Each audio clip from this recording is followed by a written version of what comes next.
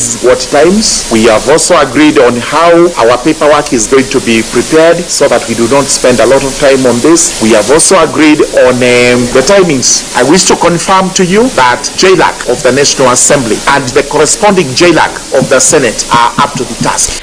And finally, President William Ruto's administration spent 70 billion shillings for the development budget for the exchequer releases out of the 783.22 billion shillings allocated. The Controller of Budget has revealed in her submissions to the National Assembly Finance and Planning Committee, pointed out that the expenditure stipulated for the first 6 months in the financial year 2023-2024 amounted to 4.9% of the total budget. Here is COB Margaret Nyakango. The State Department for Labor and Skills Development had 93.8% of development exchequer issues. Again, that is worth noting. The State Department for Youth Affairs received exchequer issues of 57.3%. State House received 56.6%, and the State Department for Trade received just 50%. This is now purely on development. Then we have the ones that had zero development exchequers. In spite of the fact that they had a budget, they received nothing. That's the News Wire. I'm Leo Ubaga.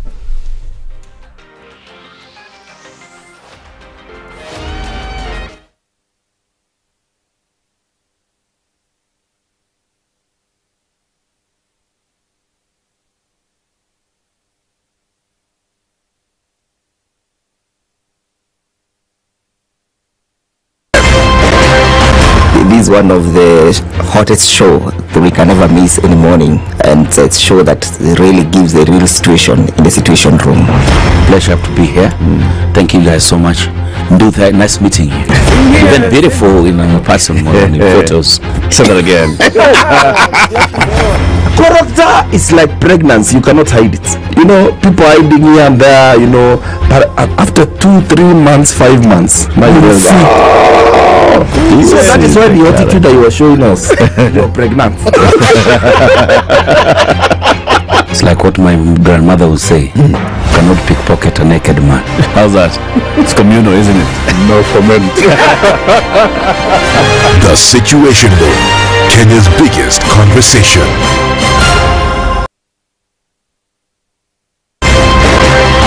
If you go out of this country and come back the same person, then you have a problem. Buy land, 1 million. Put it there for 5 years. What's the purpose? It will have increased in value. That's the thing. That's darkness. You know, that's an eclipse. You don't do that. I hope you don't believe that hustler is a poor person, or that all hustlers are poor. I've seen that conversation. Who is a hustler? Hustler is a person who is making a living through hard work. Corruption in Kenya is a political accusation. The people who are actually corrupt are not pointed fingers at. Kenya is not free. Kenya imeshikwa na mateka. It's under siege. Have you seen that lodge on Nyeri Road? Very high fence. You can't even see up inside. Near the ceiling. Yes. And if you walk that midnight, you see bats the size of cows. And when it rains, it doesn't rain on that building. Yes. When you're at All Saints and it's raining, it doesn't rain on that building. The things people will believe. Good morning, and I love your show. Thank you. Having come from a Kikuyu radio background, I migrated to Spice because of the content. I was born in a slum, but somehow I got a break in life. So sometimes when you see the sweating coming out because of the passion and whatever it is, behind the noise, there are people, and we share the same umbilical cord. It shouldn't be like that. I am so disappointed. We used to tell Honorable Raila Amolo Odinga that he's doing police of conmanship, and even President Uhuru Kenyatta, serikali hii ndio iko na conmanship ya hali ya juu. You cannot promise people that you reduce tax, then you double. In politics, there is the issue of trust. For you to turn around and then stab the same people who gave you that trust, there is no other level of dishonesty. Na hii mambo utaona dunia tu. The Situation Room, Kenya's biggest conversation.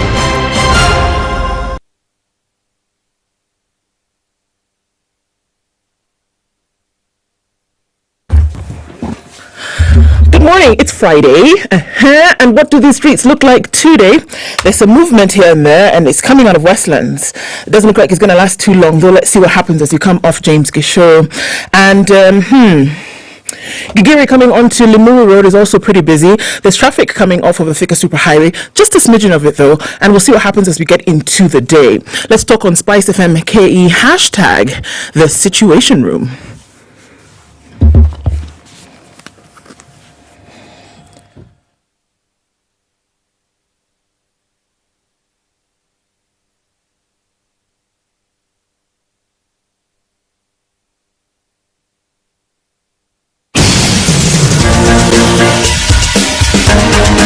This is the Situation Room, the home of hard-hitting political commentary and penetrating insights about the state of the nation. This is a talk radio experience like no other. The Situation Room, a place for hard truths, debates, and elevated conversations. The Situation Room, witty, political, engaging, deep, controversial. In the room, we have C.T. Muga, researcher, academic, seasoned political observer, a fountain of wisdom in these politically uncertain times. Ndu Oko, Nigerian by birth, Kenyan by choice, communications expert, Pan-Africanist, a truth seeker and believer in people power, and Eric Latif, agent provocateur, the man in the chair, seasoned journalist, news hound, a man who believes in punching up, not down. This is the Situation Room, the only way to start your day. Friday, unasikia Jendu? Salama. Very, very good response, comprehensive. Sindo? Yes, brief and to the point. Doesn't leave room for many more questions. Salama salmin. Imejaza kila kitu. Imejaza pengo. Kila kitu. Happy International Women's Day, Ndu Oko. C'est le jour de la femme. Oui. Yes, okay. The day of the women. Ouais, voilà. Yes. Oui. Aujourd'hui. Aujourd'hui, c'est le jour de la femme.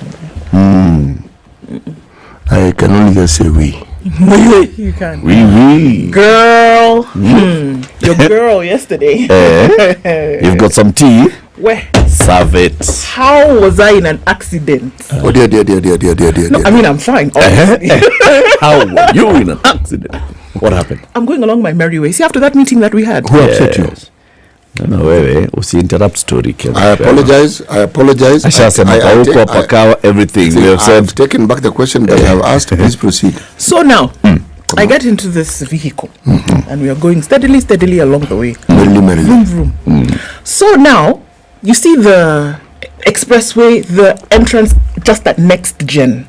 I see. Yes. Do you see it? Yeah, I'm seeing it. I'm seeing it. Now, this is heading towards the CBD. This is heading towards the CBD. It's called the Southern Bypass. Exit. Entry. See here, there's next gen. So now, if you want to enter to the expressway, then perhaps you have to be on the you would have been outer on lane. It helps. It's in there. Now, a lady in a Harrier decided, I am in my car. I am there. Why I am going to Westlands, I can use the expressway. I'm on the road. No matter that I am next to next gen and the expressway is here. And I can see it. I want to enter. After all, I'm driving. So what do? You enter. I don't assume that there are other vehicles on the road, because why should there be vehicles on the road on a Thursday afternoon? They can see me. They can see me. So what will I do? Cross. I will cross to enter the expressway. That's right. So she was coming from the exit at Eka. Yes. The exit at Eka. She didn't even go across. She came from the exit at Eka and then took the lane. No. Still took the lane as if she was going to town. And then on the way, entered like this. She was like, expressway ndio hiyo na hapo ndio mimi naenda. Wacha tuingie. Unbeknownst to her, or rather, at this point I know it's known to her, the car that was at that particular junction, she cut him off. He now, in an attempt to not hit her, slammed on his brakes. Right. We who are right behind him did what? Slammed entered into him properly. The car behind us did what? Entered you properly. 3-man 3-vehicle accident. Crunch. Ndu's head inside. Knee everywhere. What? The driver of my vehicle. Mama has entered. Now this is where the story Sorry. enters the thing. She put her hazard on for 1 second. Then she put it off. Then she saw here a passing Goji. Expressway ETC. Gone. People are shouting, stop her. That was for me the highlight of the whole accident story. And she took off. She had ETC, so it went and just opened for her. Entered, go. Now, the guy, of course, sharp eyes, got her number plate. Now he's angry. He said, in fact, today is the wrong day for this woman to mess with me because my cousin works for DCI. So now he became sleuth. Now cops came. Now they started calling the next exit. Stop her there. Don't know. That chick was stopped. So we don't know if she was stopped or whatever. But Ndu had to carry her things and go where she was going. So Ndu got another vehicle. Ndu got in another vehicle and left. And told this guy, Paul. I said, sister, no, it was a lady. Now she was even angry. She was even telling the guy in front, why didn't you knock her? If you had knocked her, she would still be here. No, crime upon crime. She said, no, but she caused the initial crime. You would have waylaid her. Then at least now she would have paid for her vehicles. Sasa no agenda. If you know the number plate. You know, got the number plate. That guy had sharp eyes, man. Gone are those days when you take the number plate of a tractor and put in your car. They are different. Where? It was quite the thing. I didn't realize until much later in the day that my knee was really smarting. Oh no. Yeah. Be careful. I said be careful, but that knee of yours already has a problem. No, it's the other one. Oh, so now it's the other one. It now has company. The other one is like, no, the other one. Yeah, so that was interesting. No, that is interesting. Yeah. That is interesting. Quite eventful. Yeah, maybe. I'll keep all it to those drivers. Yeah, now imagine those 3 vehicles and wrecked badly. Oh my God, they were wrecked badly. Yeah. You know where the problem arises?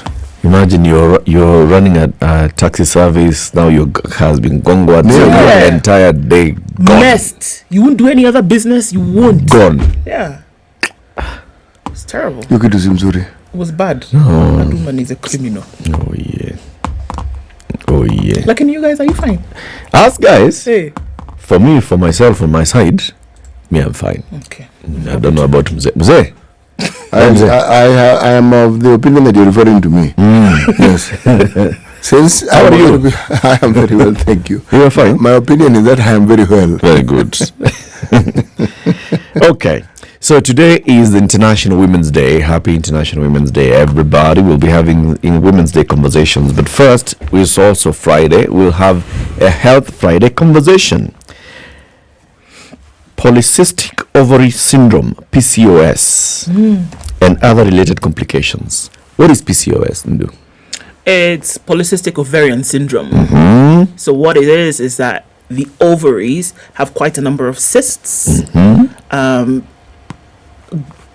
hormonal, causing growth, and usually prevents many things like ovulation, and then of course in turn pregnancy, and in some cases, what's the word? Is it sterility? What happens? Infertility. Thank you. That's the word I was looking for. Okay. And in most cases, infertility, and it's quite common. Quite. Yes. Dr. Chris Obwaka, who's a member of the Royal College of Obstetricians and Gynecologists in the UK, will be joining us at 7 a.m. to talk about this PCOS and other related complications.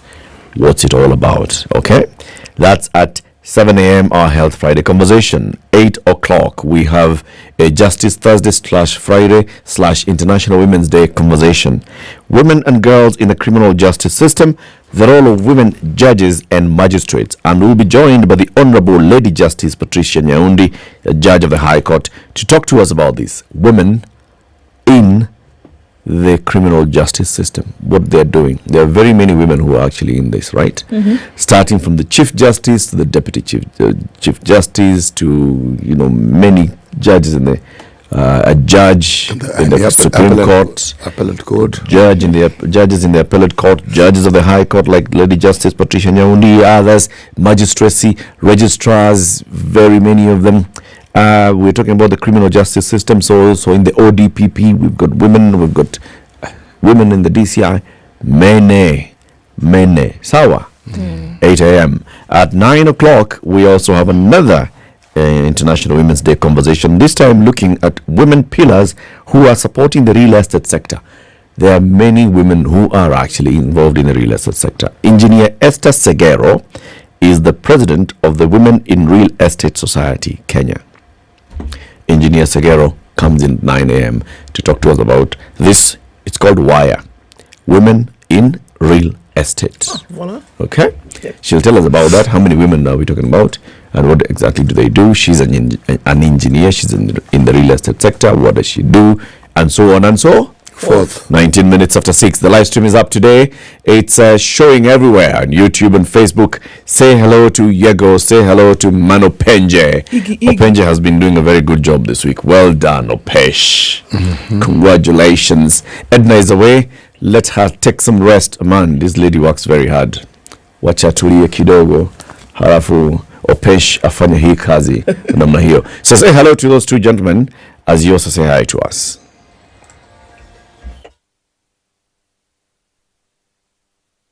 This is the Situation Room, the only way to start your day.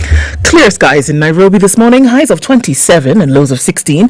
And it's clear in Nakuru with highs of 27 and lows of 14.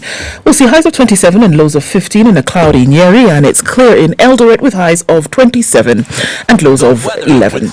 Mombasa is clear at 26, highs of 33. And we'll see highs of 33 as well in a partly cloudy Malindi at 27. It's clear in Kisumu with highs of 30 and lows of 20. While Kakamega is clear as well. We'll see highs of 30 and lows of 17. Mostly cloudy conditions in Kampala. We'll see highs of 28 and lows of 19. While Dar es Salaam is clear, we'll see highs of 33 and lows of 27.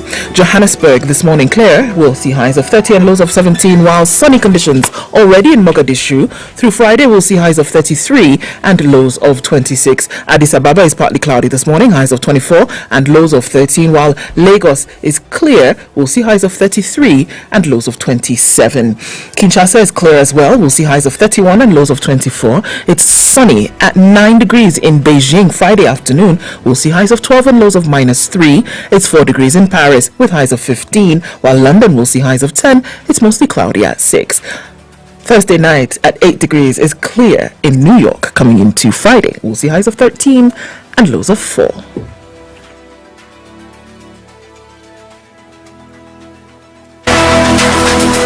Mature, intelligent talk every morning. Spice up yourself.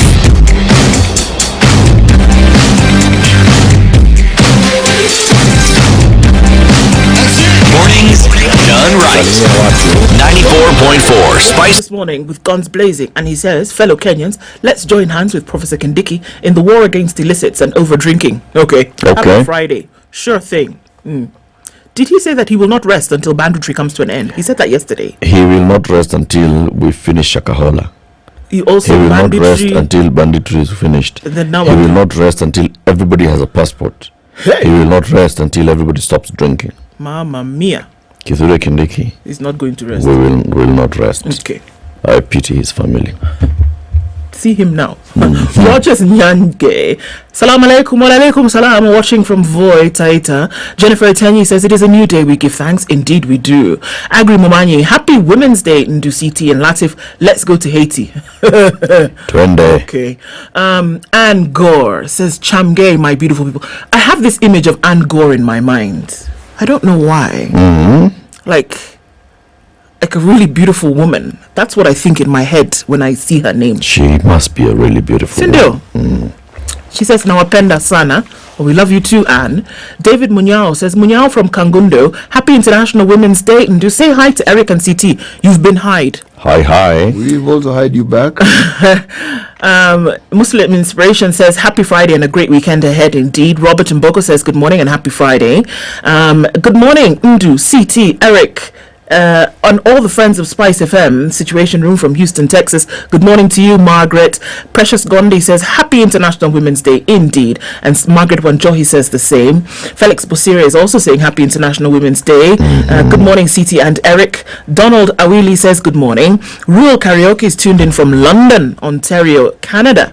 Mugera Kinara is tuned in and says, it's Preparation Day, Happy Sabbath. Samuel Bakora says, good morning to the only woman in the room. Happy International Women's Day. CT and Eric wait for Men's Day.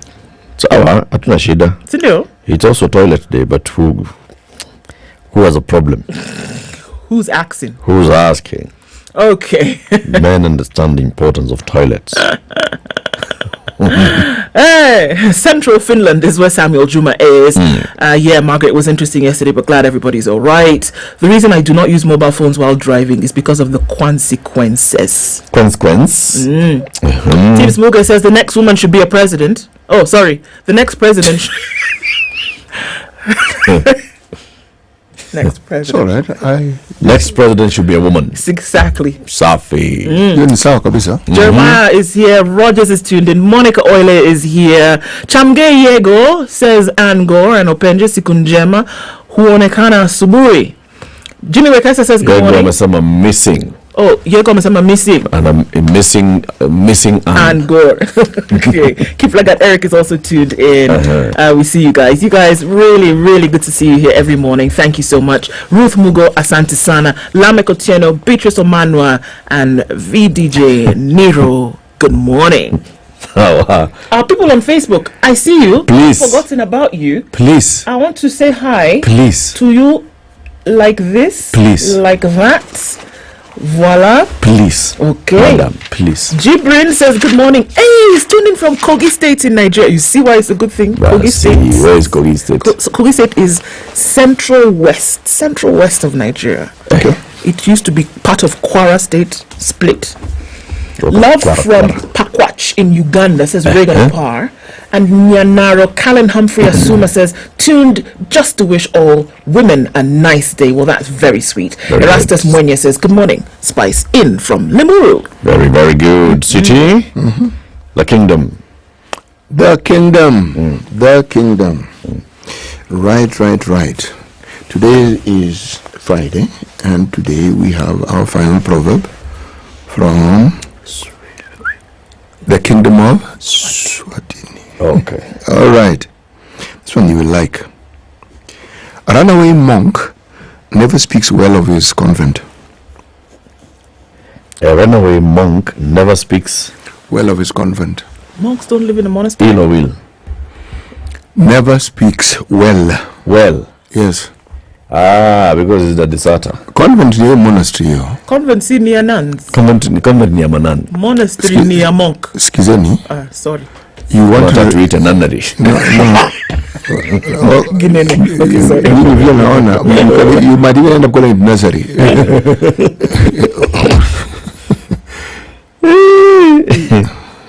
Sorry. No vex, I beg. So tuseme monastery. Sawa. Tuseme tu monastery bwana. Si mwandike proverb zenu basi.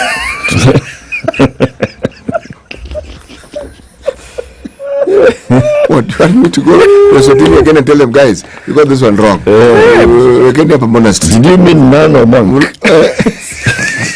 What did you really mean? Let's help you. Let's help you before this thing goes too far. We are thinking. Hapa labda mlinini kidogo. Mliteleza kidogo, so wacha tusaidiane. Anyway. Yes. Anyway. Let's look at the headlines. Okay, on the front page of the Standard this morning, actually, CT, you're right, both these papers kind of look alike today. Ruto's gift to women, really? President tells a caucus of... Wait. Is that not Ruto's gift to women? Oh, no, okay, no, please continue. Continue. The president tells a caucus of 7 women governors that the ruling party will, in a move he hopes will change the dynamics of representation, field opposite gender as running mates in future presidential and gubernatorial polls. How far down the road are we talking about when we talk about future? Future, is it next? Or is it, in future years? But he fell short of declaring the exact start period. Okay. So it can be inspirational. It's future. It's future. See, I said future. In future, Kenya will be led by a woman. Okay. I'm going nowhere. Raila says amid ODM succession politics. Sasa this is nowhere. Siakubali tu anaenda. Nini? Okay, tuendelee. Blow as AK, you know AK, not 47 CT. Athletics Kenya. Told to quit office, as chiefs told to quit office. Stop this rubbish. Who by? Oh, go, I'll tell you. God. Continue on. You guys stop it. You are messing around. Big winners in Ruto's 4 trillion shilling budget. The National Assembly gives government a green light to prepare the 2024-2025 budget. You know it's a process. It doesn't just happen. New radical changes for Paul's body. And a hotel is to pay a tourist 417 million. How much are they making that they want to pay for? That story is very interesting. My it's friend. very interesting. That We shall read it momentarily. Terrorists get 25 years in jail for bombing plots. That story that took place in Nairobi a while ago. Okay. So they've been sentenced to 25 years. On the front page of The Nation, missing title deeds in public land rouse. Host of government institutions in the country, from schools and police stations to the courts and even parliament, do not have crucial land ownership. Documents exposing taxpayers to the risk of losing the parcels to grabbers or paying private firms billions of shillings in compensation. President Ruto says, let's make 2/3 gender principle a reality. Okay, come on. It's been on the talk. It's been on the table forever. We can talk about it when Women's Day comes around, but come on. So of course there's a special in the Voice of the Nation today, International Women's Day. Today, let's find inspiration and hope in the trailblazing women and girls who, often at great risk, are leading the way by taking a seat at the table and speaking up. How diligent police arrest terrorists. That story look at. So it's Athletics Kenya story again. Seek stay after court orders polls. Oparanya and Joho can lead ODM, says Raila. So I have my guys. Okay. Nikwambie? Yes, please. I have the Business Daily, I have the Nairobian. The Business Daily.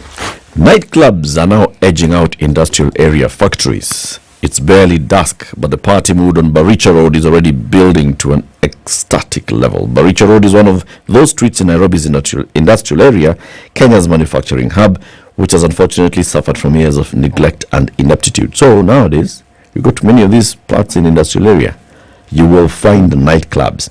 UK firm pays 6.5 billion shillings for I&M bank stake.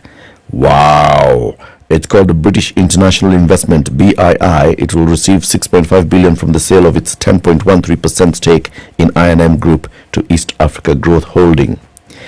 Kenya Power gets nod to buy 700,000 meters. The High Court has dismissed a suit that sought to block Kenya Power from buying those meters worth 5.4 billion shillings and locking connections now. Now they can purchase those meters. Now people have been waiting for connection. Connection has arrived. Meters in Akoja. Take a headline. Tribunal blocks taxes on weight gain drugs. Patients using weight gain drugs have been handed relief after the tax appeal tribunal blocked the KRA from imposing taxes on the medication. The tribunal ruled that a drug used to help thin people gain weight is not a supplement but a medicine that should be exempted from VAT or import duty. They're saying, my friend, you're calling this a supplement. Like it's just something someone is doing for pleasure. No. This is medication. Watch your jokes. Siti, will you tell us about the Star or I tell you about the Nairobian? Tell us about the Nairobian. Okay. The Nairobian has quite a number of interesting stories today, actually. Okay. Number one is about detectives are probing the mysterious death of Joan Mbula Nzomo, who was found dead after falling or being pushed from the 10th floor of an apartment in Thome Estate, Roysambu, Kasarani. Questions are still lingering on what really transpired. The headline here is a wild sex party that ended in death and one hospitalized. It's a very bizarre story that happened here. A 19-year-old girl enters an apartment here, one of these short stay apartments, with a gentleman. Kidogo, woman, off balcony, down from 10th floor, dead. In the hotel room itself, man with many stab wounds, fighting for his life. It's not clear what happened here. Who stabbed this guy? Did the woman jump off the balcony? Was the woman pushed off the balcony? What actually happened? That's exactly what now the investigation is meaning. Pushed or plunged? Mystery of a death of another girl in Roysambu. How old was this girl? 19 years old. Higher. The other quite a story to look at in the Nairobi and again today is police in the city have been called upon to do a thorough probe on the death of 2 people whose lifeless bodies were found near a building that's under construction in Isli.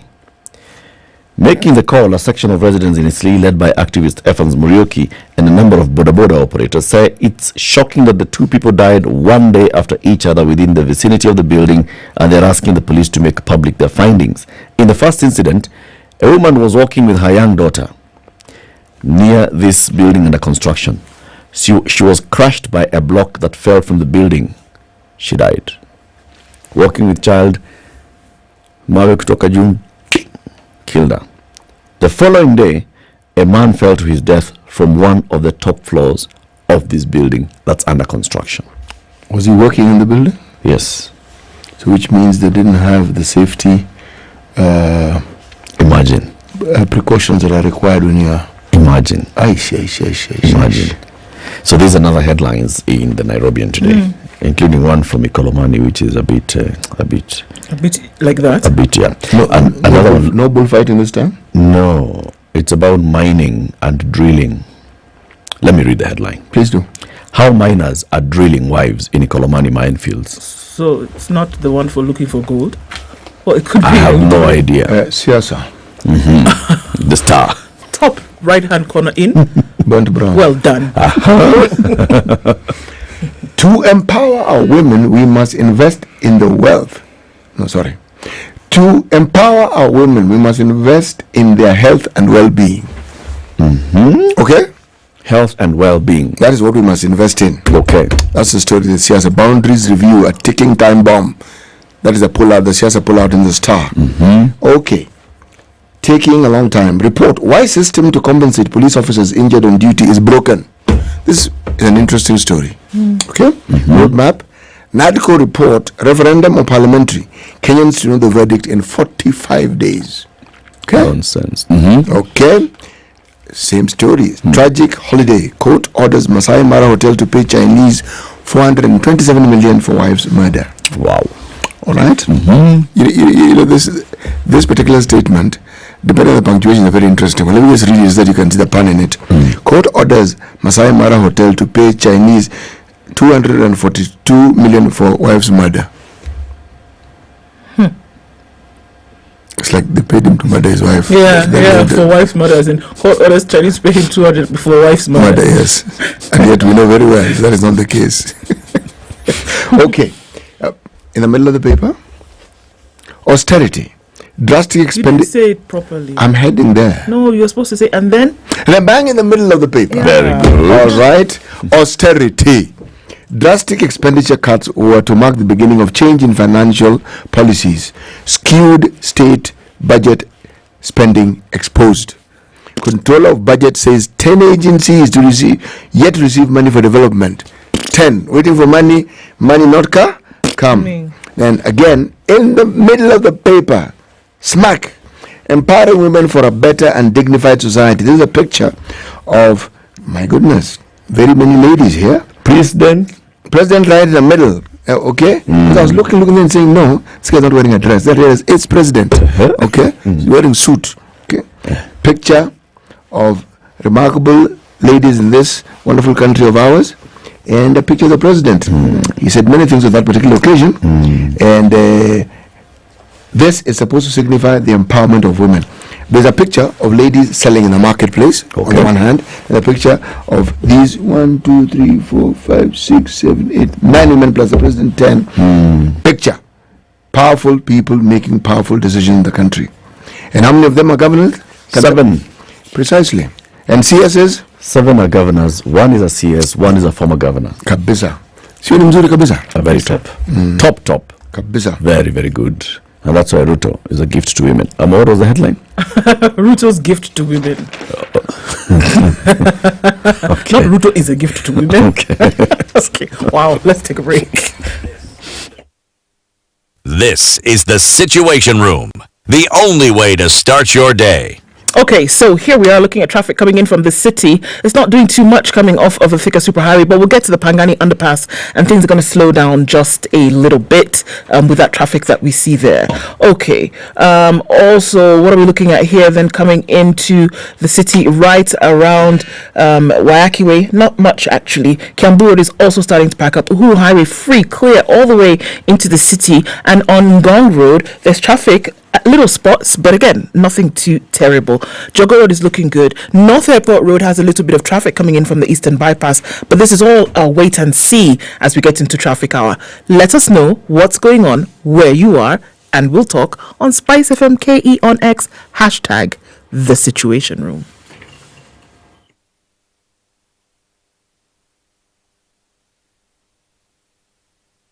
Mature, intelligent talk every morning. Spice up yourself.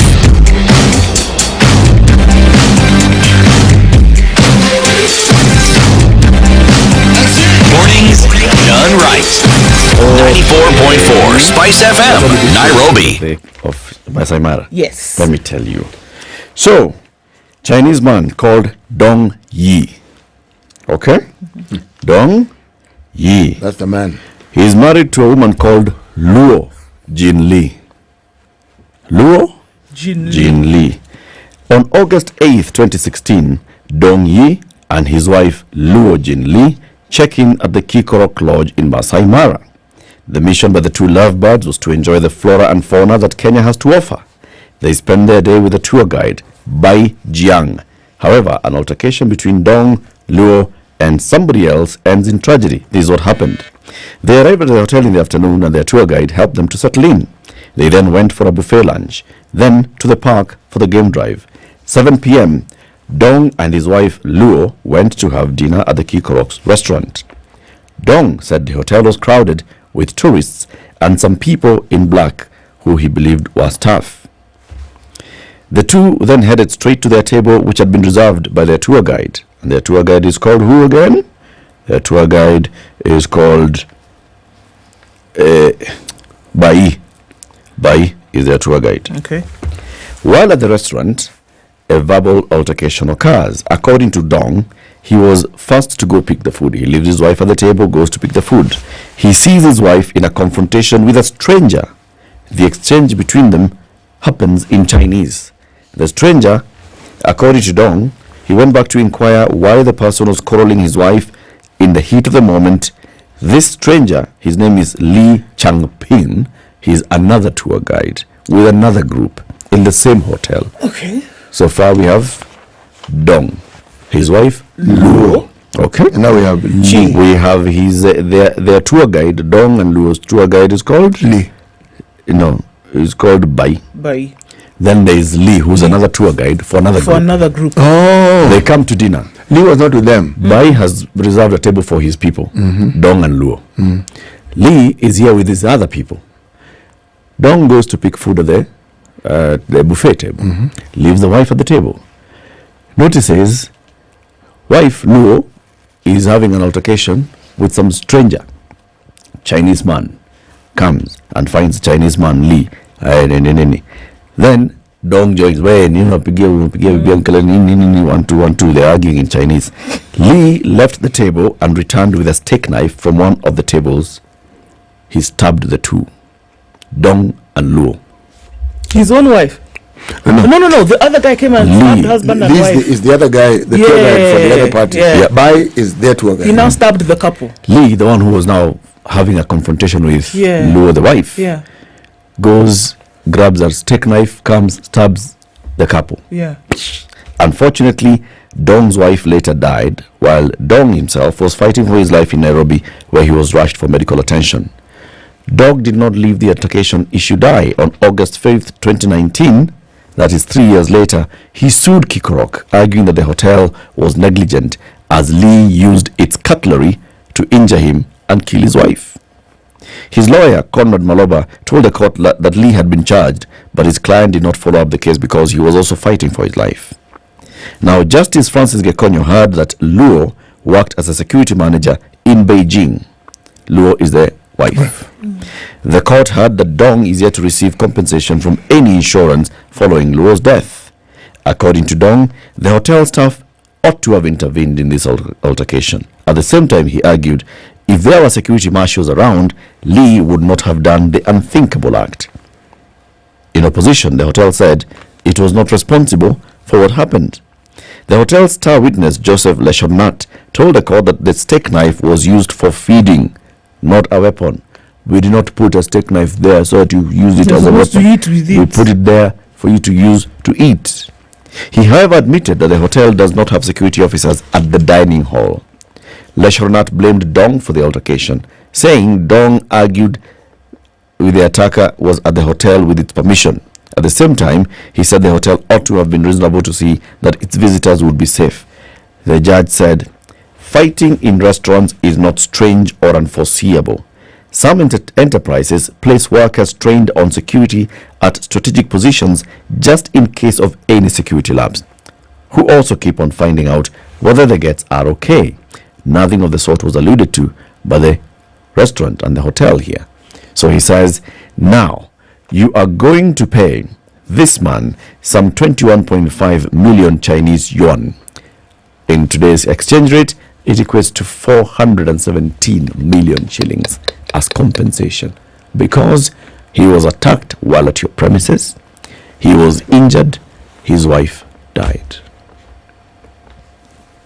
You are responsible. You're responsible. As the hotel. This is precedent setting. Absolutely. It is precedent setting. That is a lot of money. Higher story. Now, let me tell you about AK. Tell us. Okay, no. AK of athletics. AK of athletics. Okay, so it's a big thing because AK has always come under fire here and there in terms of what has been happening. The biggest one that we saw most recently, was that whole Rio fiasco. Let's listen. Yep. Judge orders top officials of Athletics Kenya to leave office. Athletics Kenya officials have suffered a major blow after the High Court in Nairobi ordered them to leave, not go. Judge Mugambi, in a judgment delivered yesterday, said the officials led by its president Jackson Duwe and the executive committee of Athletics Kenya, who have been in the office for 8 years since the coming into force of the Sports Act, have served their term in full. Justice Mugambi further said the judges are not eligible to contest for any position in Athletics Kenya. You cannot even come and be the receptionist. In order to be an order be and is hereby issued that by dint sections 46 and 49 of the Sports Act and the second schedule thereof, the officials and executive committee of the first respondent, who have been in office for a cumulative period of 8 years since the coming into force of the Sports Act, have served their term in full and must forthwith vacate office. They shall be ineligible to contest for any position in the organization. The judge ordered AK to conduct a further review of its constitution adopted on the 27th of April 2016 within the next 90 days. So, public views. The ratification, according to the court, which should consider public views gathering during AK's last review for purposes of enhancing inclusivity and democratic representation of various players in the athletics discipline into the organization's top decision organ. The court issued the orders following a suit filed by Moses Tanui. So all of this came in and the court said, all of you guys have served your term in full. Thank you very much. An election should happen and you're not eligible. You cannot come back. Don't even think about it and say, okay, let me try. As you can be governor, then come and be the senator. Nah. Athletics Kenya is a money. It's a money? It's money. In this country, whenever there's such issues, you'll be told all manner of things. But at the end of it, when the curtain is drawn down, you understand that all that kerfuffle was about money. Yes, sir. Pesa. Call it by any other name. Yeah. Still money. Ni pesa. City? All right. something cheerful. Why police injury death payout system is broken? Task force. Okay, this is not cheerful, but nonetheless, it's an interesting story. The system for compensation of police officers injured on duty is broken, a report shows. The report by the team led by former Chief Justice David Maraga says pursuing compensation by officers injured or disabled in line of duty is an additional pain to the physical injuries they bear. Police officers living with disabilities are left without assistive devices or any meaningful help, the report says. Officers nursing injuries or recovering from disabling accidents or attacks have to travel to Nairobi countless times to chase their compensation, which never comes when it does. And when it does, it's meager. The team says it was informed that the legal and administrative frameworks legal and administrative framework to cater for the National Police Service officers' dependents after loss of life, terminal illness and injuries has some significant challenges. Now this one is disturbing. Why would somebody stick out their necks? Because policing often involves that. Yep. When you know full well that should something happen to you, nothing much by way of compensation will be given to those you leave behind or those who depend on you. Imagine. But this is something we've discussed on many occasions. The burden of duty that those who serve in the police service have, and then what is supposed to be the commensurate recompense for whatever it is that they are tasked to do and the responsibilities. There's like a gap here. A big one. Another massive gap. A big one. You know, if just the system ensure that you've taken care of those basics, make sure that the police live in good neighborhoods, proper housing. Yes. Make sure that the police children can go to school. Make sure that there is proper medical cover for the officers and their families. Make sure there is proper insurance. Yes. You know, that caters for in the event of death, how you're going to leave your family behind, right? Then you have given that person peace of mind. I can now do my job. I know that when I go back home, I'm getting home to a home that my wife, my children, my husband, my children have spent a good day in. It's a good neighborhood. They have access to food, they have access to school, they have access to hospital, they have access to the market, they have access to everything. It's taken care of. It's all sorted. I can now focus on this job. Right? So even if we now start arguing about, the pay, so is the pay now enough to cater for the others? All right. But if the basics are sorted out,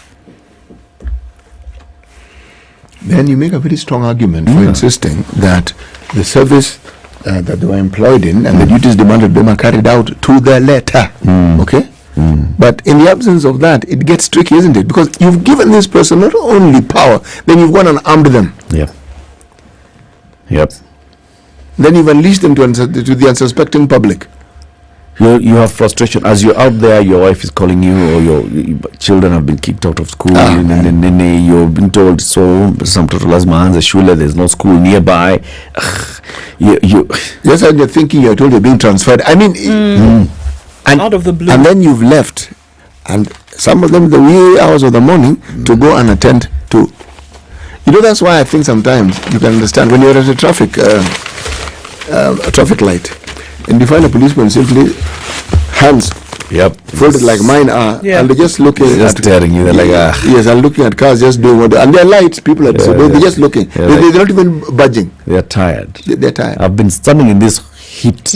It's 30 degrees hot. Yes, the whole day. No umbrella, nothing. The only thing I have is this coffee I'm wearing. That's a shield.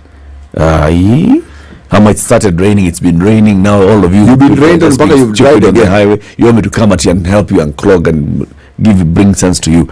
I am in the rain. You're in the vehicle. You can't use your head. Then you got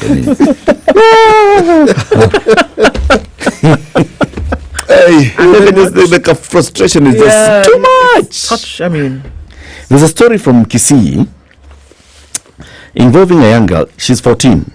Okay, this girl has some differences with her mother after she was found chatting with a man by the roadside.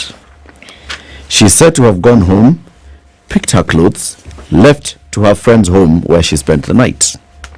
In the morning, The 14-year-old girl accompanies her friend to a hotel where the girl worked, and that is where she was handed food to take to a go down. So she goes, leaves her mother's house, goes to sleep with another girl. All right? Okay. That morning, the following morning, this girl goes to where she works at a restaurant. She goes with the 14-year-old. Tells the 14-year-old, Shika chakula, go and serve at that go down. At that go down, she meets with a gentleman called Nelson Rotich Kipkemoi, who's a driver. He listens to her story and then tells her, okay, no what, twende Nairobi, nikakutafutie kazi. Uende ukafanye. Sawa. The girl accompanies Rotich, who was traveling back to Nairobi. While at Narok town, their lorry develops a mechanical problem and they have to wait until morning. That night, Rotich had booked a room for the girl to sleep in.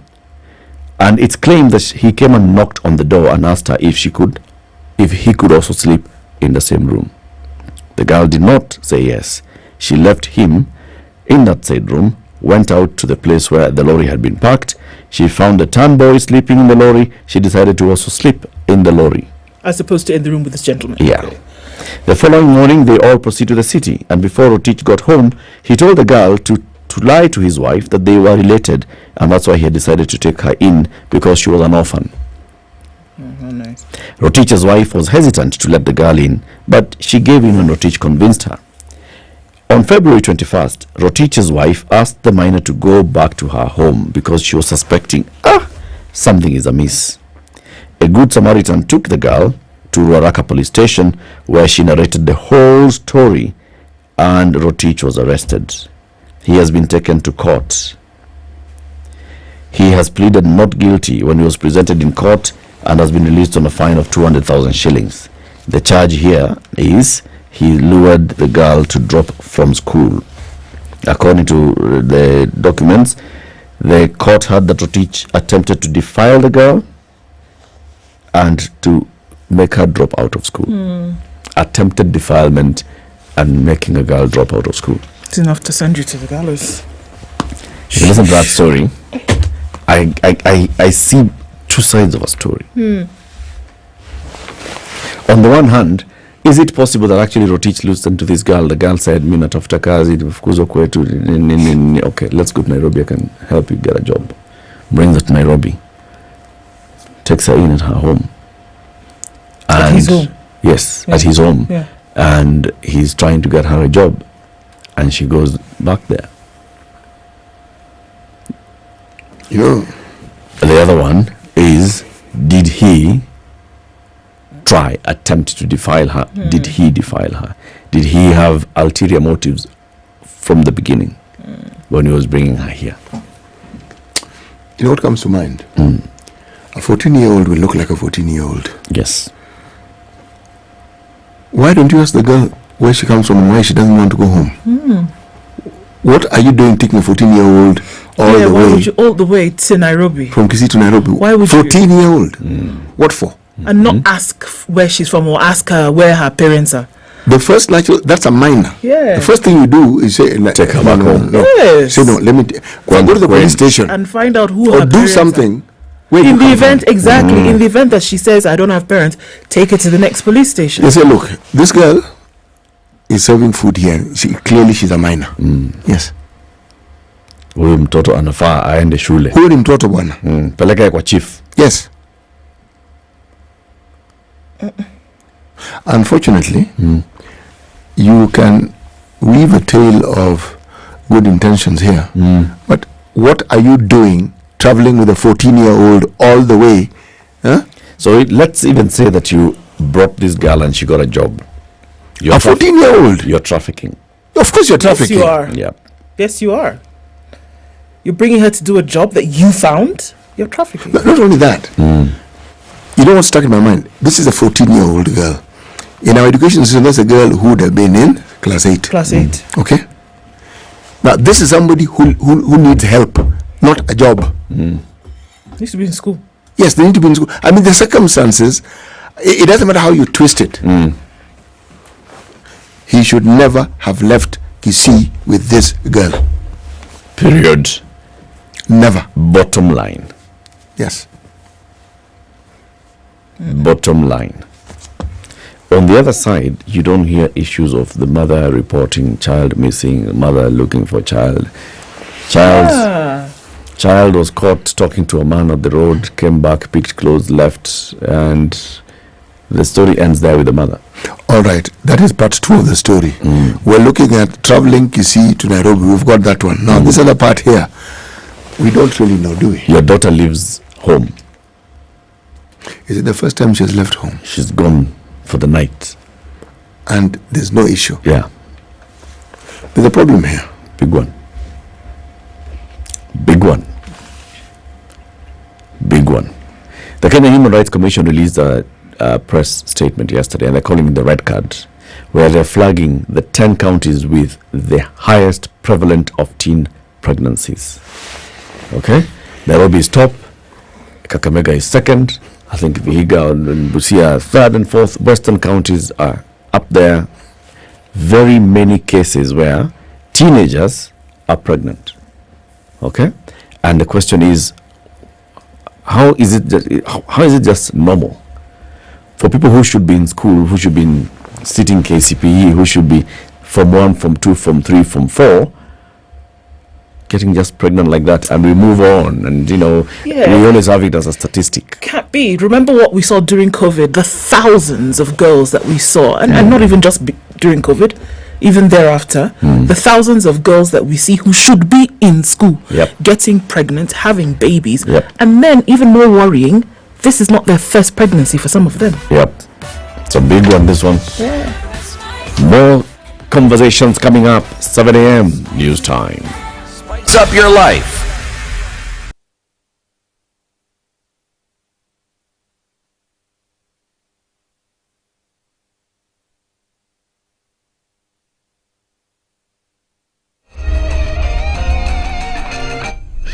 Good morning, this is the News Wire. I'm Leah Ubaga. Interior Cabinet Secretary Kithure Kindiki has said he'll eradicate banditry during his tenure.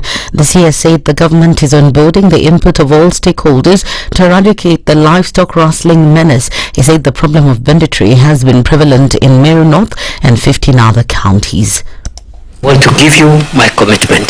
It doesn't matter the maneuvers that the bandits apply. It doesn't matter how persistent the problem looks. I want you to know that in the tenure of this administration, this first term, and in my tenure as the Interior Minister of Kenya, we will stamp out the problem of banditry completely. We'll sort it out conclusively. Hii maneno tulianza jana. Don't take that matter lightly. It is a national security problem. Kenyans will in the next 45 days know whether they'll go to a referendum to change the constitution to implement the talks team report. Our joint parliamentary committee tasked with considering the amendment bills by the National Dialogue Committee has said it will propose either a parliamentary route or a referendum to amend the laws. Led by co-chair of the Joint Senate and National Assembly Jailer Committee George Murugura, the team revealed a roadmap for considering the constitutional amendment bill and other statutes proposed by NADCO. Key proposals in the report include the overhaul and restructuring of the IBC and an evaluation on the 2022 electoral process.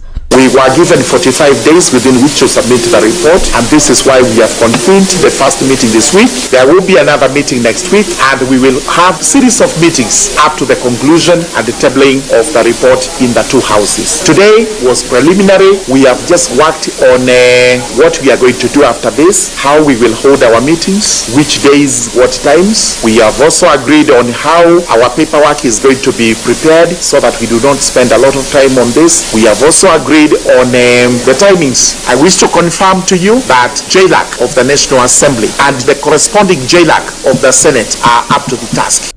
Chief Justice Martha Koome has reaffirmed her support for and emphasized the importance of establishing judiciary desks at Huduma centers while assuring that the registry services provided at the centers will meet high standards. CJ Koome stressed that the centers will significantly enhance access to justice for Kenyans. The inclusion of judicial services in Huduma centers has been a contentious issue among legal professionals, with the Law Society of Kenya expressing their reservations.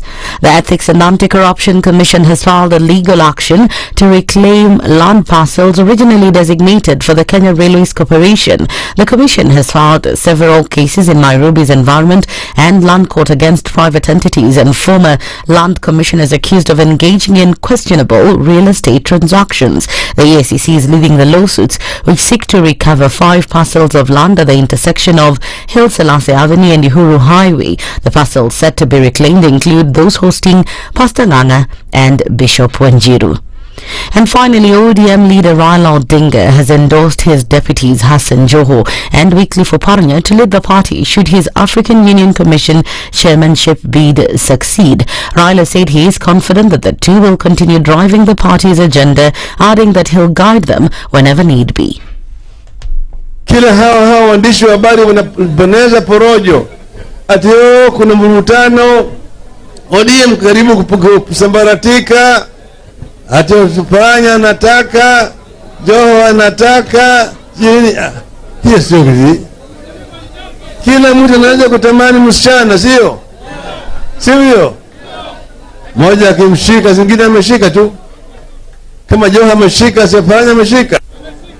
Kama Oparanya ameshika, si Joho ameshika. Sio? The two leaders on their part declared themselves fit to succeed Odinga and lead the party to greater heights. Na mambo ni mawili ama matatu pia, lakini ya muhimu ni mawili. Kama si Raila Amolo Odinga, basi ni Hassan Ali Joho. Si namna hiyo? Mimi mtu ambaye naweza ondokea bila kuuliza maswali, wala B ni Raila Amolo. Lakini hao wengine mimi na ndugu zangu kina Oparanya tutapambana kidogo kinyumbani, alafu baadaye tutaamua, si ndio hiyo? Si ndio hiyo? There is no automatic succession as you want. Obviously I will want. Okay. But through the normal procedure. People must vote for me to be the successor. That's the Newswire. I'm Leah Ubaga.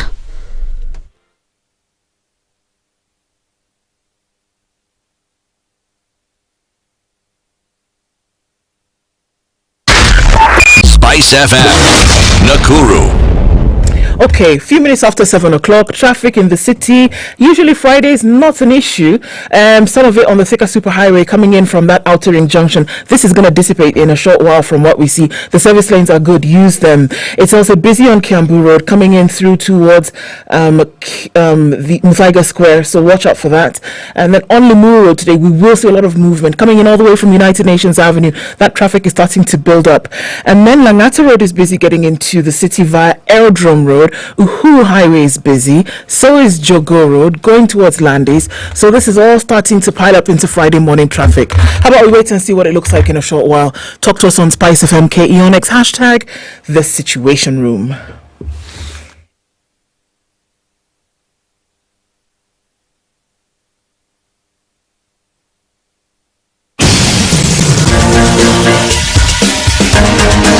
This is The Situation Room, the home of hard-hitting political commentary and penetrating insights about the state of the nation. This is a talk radio experience like no other. The Situation Room, a place for hard truths, debates, and elevated conversations. The Situation Room, witty, political, engaging, deep, controversial. In the room, we have C.T. Muga, researcher, academic, seasoned political observer, a fountain of wisdom in these politically uncertain times. Ndu Oko, Nigerian by birth, Kenyan by choice, communications expert, Pan-Africanist, a truth seeker and believer in people power, and Eric Latin, agent provocateur, the man in the chair, seasoned journalist, news hound, a man who believes in punching up, not down.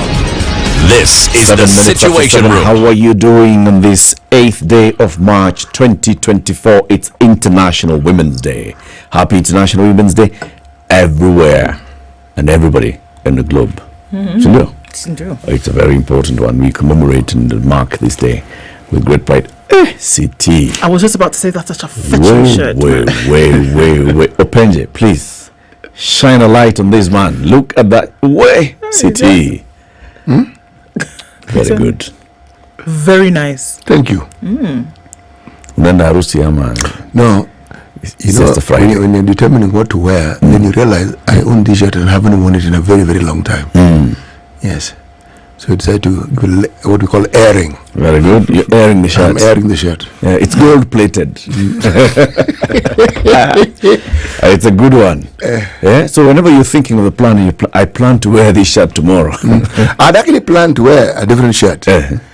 Then I don't know what it was. I was looking at the camera and I said, no, but man, this shirt actually is still here and I haven't worn it, so I decided to wear it. It was a good decision. Thank you. It was a very good decision. Very good one. What's your plan?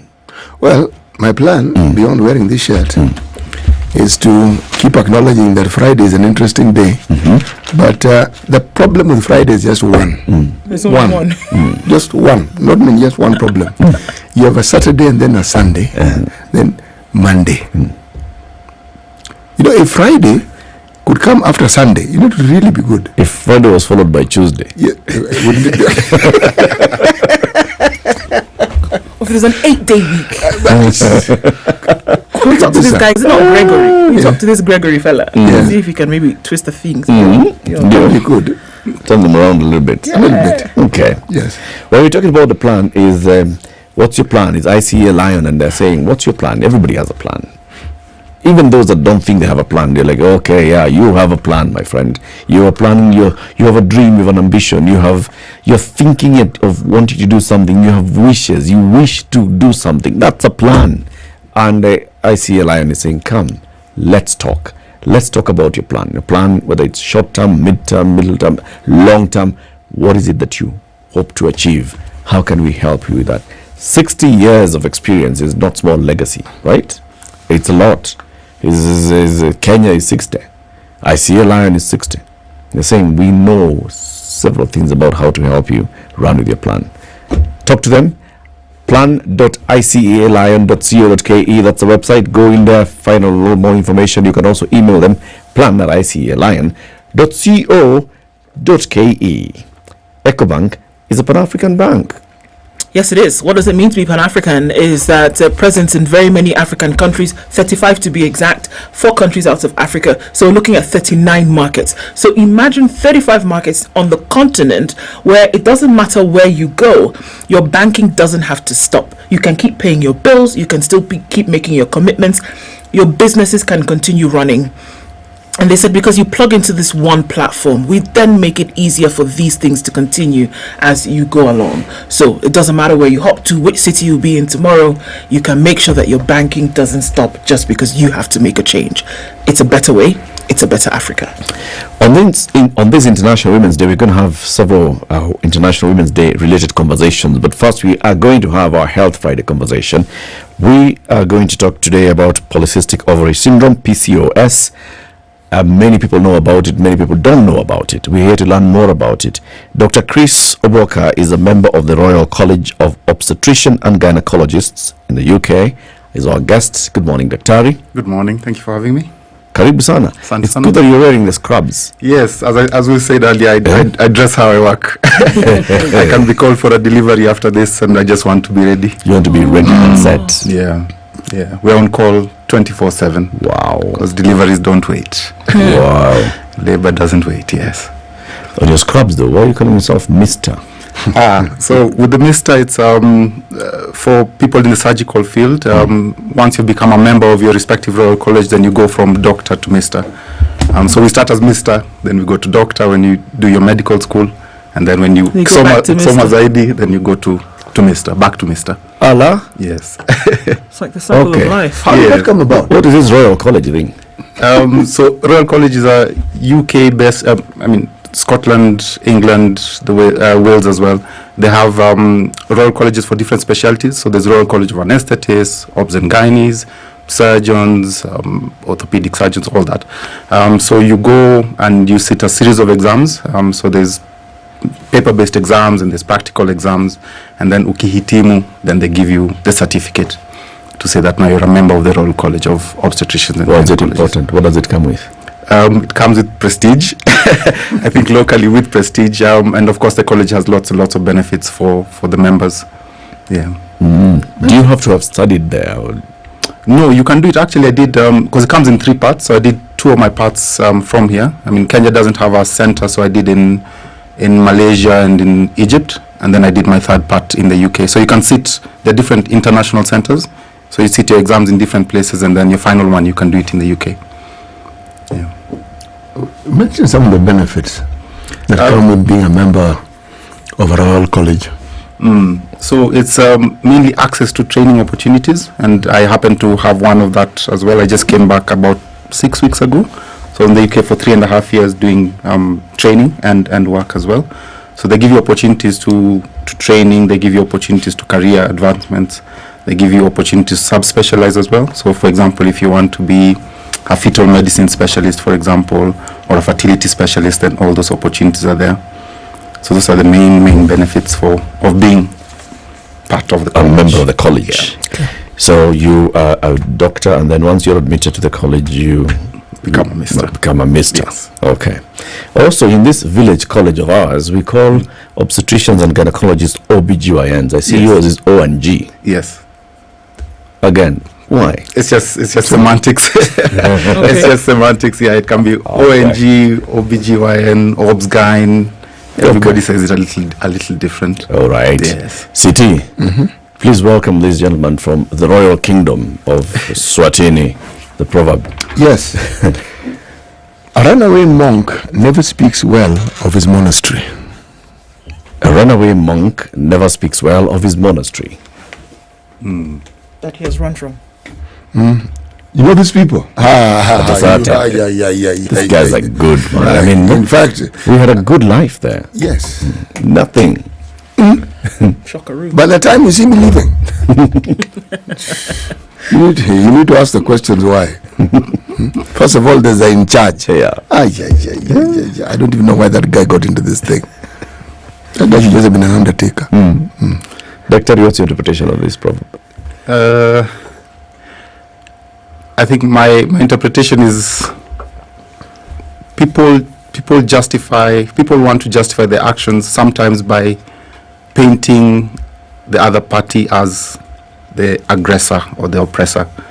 So my interpretation is, if you want to do something, do it because you want to do it, not because you think somebody else is bad or has offended you. So if you want to leave the monastery, just leave the monastery. You don't have to say you don't have to say that I left because you don't have to talk about it. They didn't feed me well, or they didn't give me a nice bed to sleep on. Yeah, do what you want to do, and do it without apologies or without excuses or explanations. Yes. Very nice one. A good one. Today we want to talk about PCOS. Please, what's PCOS? So PCOS stands for polycystic ovarian syndrome. It's a very common hormonal condition in women of childbearing age. In the States, globally, about 8 to 13% of women have PCOS. So if you break down the name of the condition itself, poly means many, and then cystic is little fluid-filled sacs in the ovary. And syndrome means a constellation of symptoms. So it's not one thing. It's not like malaria. You can say malaria is a disease. PCOS is a syndrome. So it's a constellation of things. And that's what gives us the main features of the syndrome. So 3 main things we look at. So one is the menses.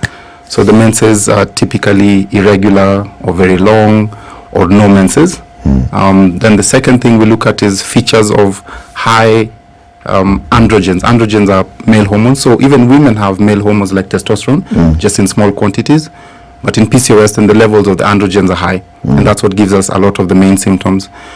So some people may have male pattern hair, so like hair on the face, hair on the chest, hair on the back.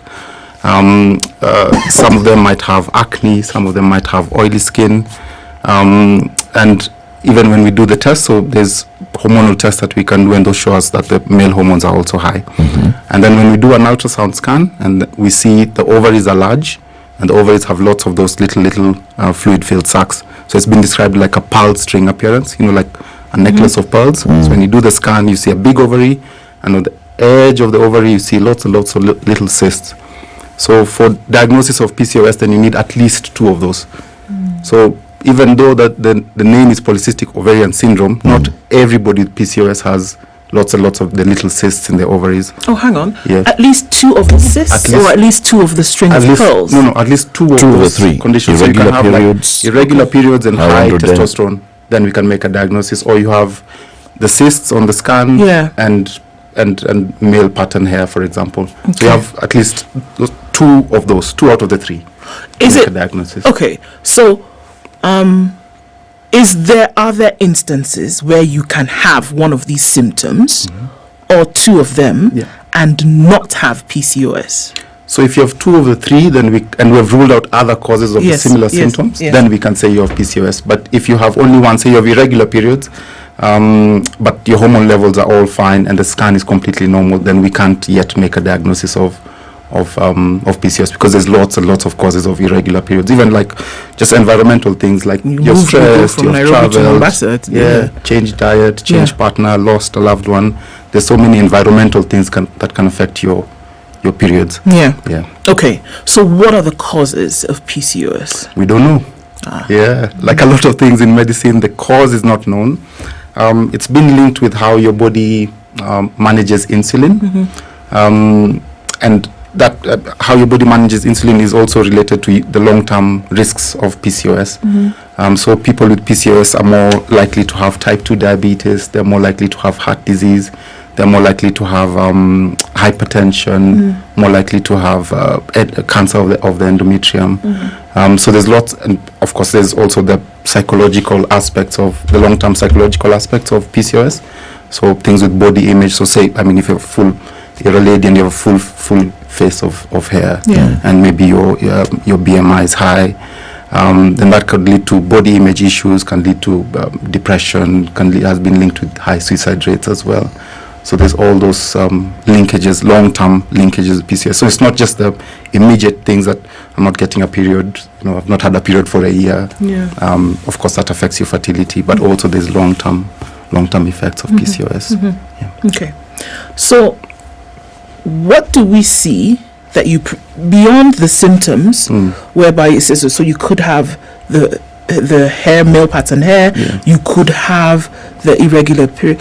How else does this manifest that would then cause or bring about uncomfortability that you essentially can't live with it? How else does it manifest? So what brings people in, one is irregular periods. The other big thing that brings people in is that now maybe they have got into a long-term relationship or they've gotten married and they're trying for a child. So a lot of the times the first presenting thing that they come with to the clinic is they say, I've been trying for a child for a year and a half and nothing's happened. So infertility is a big part of it because you're not ovulating, so it's difficult for you.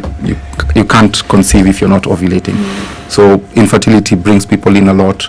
And the male pattern hair as well is quite because that's quite obvious. You look in the mirror and it's there.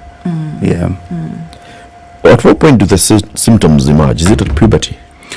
So no. So we can't diagnose PCOS until you're an adult, so to speak. So until you're above 18, because before that your ovaries are still maturing. So a lot of the time if we do a scan on maybe a 16-year-old, we'll find lots of those little cysts, but it's too early to call it PCOS. That's just ovarian immaturity. So until the ovaries are mature, then we can make a diagnosis. So we never make a diagnosis of PCOS in someone who's 16. A lot of them have irregular periods. Their hormones are still trying to balance out. Their ovaries are still trying to mature. So it's quite common in that age group to have that menstrual irregularity. But once your ovaries are mature, you're above the age of 18, then we expect that things should settle down. So only in adults. What is the most common age at which you actually start diagnosing this? So mostly in 20s and 30s. 20s and 30s, that's like peak childbearing age, so to speak. So that's when we would pick it. And most people are trying to conceive in that age group anyway. I mean, we have people trying to conceive in their 40s and 50s, yes, but not as commonly as somebody in 28, 20s 30, and 32. 30s. Yeah. So when they're going to the hospital, what's taking them to the hospital? So symptoms, irregular periods. I've seen with my patients is a big group of patients who say they don't feel feminine or they don't feel like a woman if they're not having a period every month. So that makes them worry quite a bit. So a lot of them will come in and say, Doc, I've not had a period for 6 months. The first thing I'll ask them, are you pregnant? Because pregnancy is the most common cause of lack of periods. So lack of periods brings them in, I think, the most in my practice. Yeah. Okay. So of course the big question then is it possible then to know how to treat something if you don't know what causes it? Because normally every time we go into the doctor, they will say, okay, well, you have an infection and it's caused by 1, 2, 3, and we're going to treat it because we know what's causing it. So now you don't know what causes this thing. Can you treat it? You can manage it. So we always say PCOS is a chronic condition and it's not curable, but it's manageable. Okay. So like as I said, like malaria is curable because we know what causes it. We know the meds that work against it, and we know how to cure it. We can cure malaria, but we can't cure a chronic condition that we don't know its genesis. We can manage the symptoms, so it depends on it. I mean, so management comes in, for most conditions in medicine, comes in 3 broad categories. So one is like conservative or lifestyle or expectant management. That's one group. And then there's medical treatments, that's a second group, and then surgical treatments for almost all conditions that you can think of. So the mainstay of management of PCOS, one is lifestyle. So we know things like achieving an optimum BMI will manage the condition for most people. So we advise just about 10% weight loss. So say if you're 120 kgs, if you lose 12 kgs, out of your 120, then for most people that's enough. That's enough for them to have regular periods. That's enough to give them back their fertility. That's enough to reverse even this male pattern, like the high male hormone. Really? Yes. Just actually weight reverse. loss. Yes. Just watching your BMI. Just bringing down your BMI just by 10%. So trying to achieve your optimum BMI, and it's a combination of things, of course. So there's the diet bit of it, there's the exercise, there's stress reduction. So with the diet, then we're looking at more of the, of course, low carbs. Everybody knows carbs is the devil. So low carbs, and then healthy fats. So people hear fats and they say, oh, fats are bad. But there are healthy fats, things like you get in nuts, you get in wild fish, things you get in things like almond oil, avocados. So those are good fats. Which is wild fish. Yeah, wild fish is like salmon, as opposed to sardines. domesticated fish. As opposed to pet tilapia fish. in a pond. Abi? Yes. Yeah. So So tilapia from the lake and tilapia in a pond different.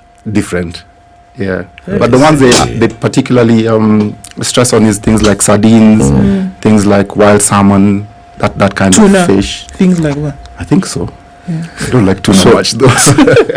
So fish. Yes. Omena. Wild. No, omena Wild is- omena. Omena is wild. Wild omena. Yes. It could be wild in it. But then, Doc, is it as easy as we're making it sound? Like, lose 10 kg, lose 10% of the weight, It's and not. you're sorted. Versus. Yeah. No, it's not. Of course, weight loss is one of the most difficult things in the world. One, because of discipline. Two, because weight gain is not only what you eat. It's some people it's genetics. Some people.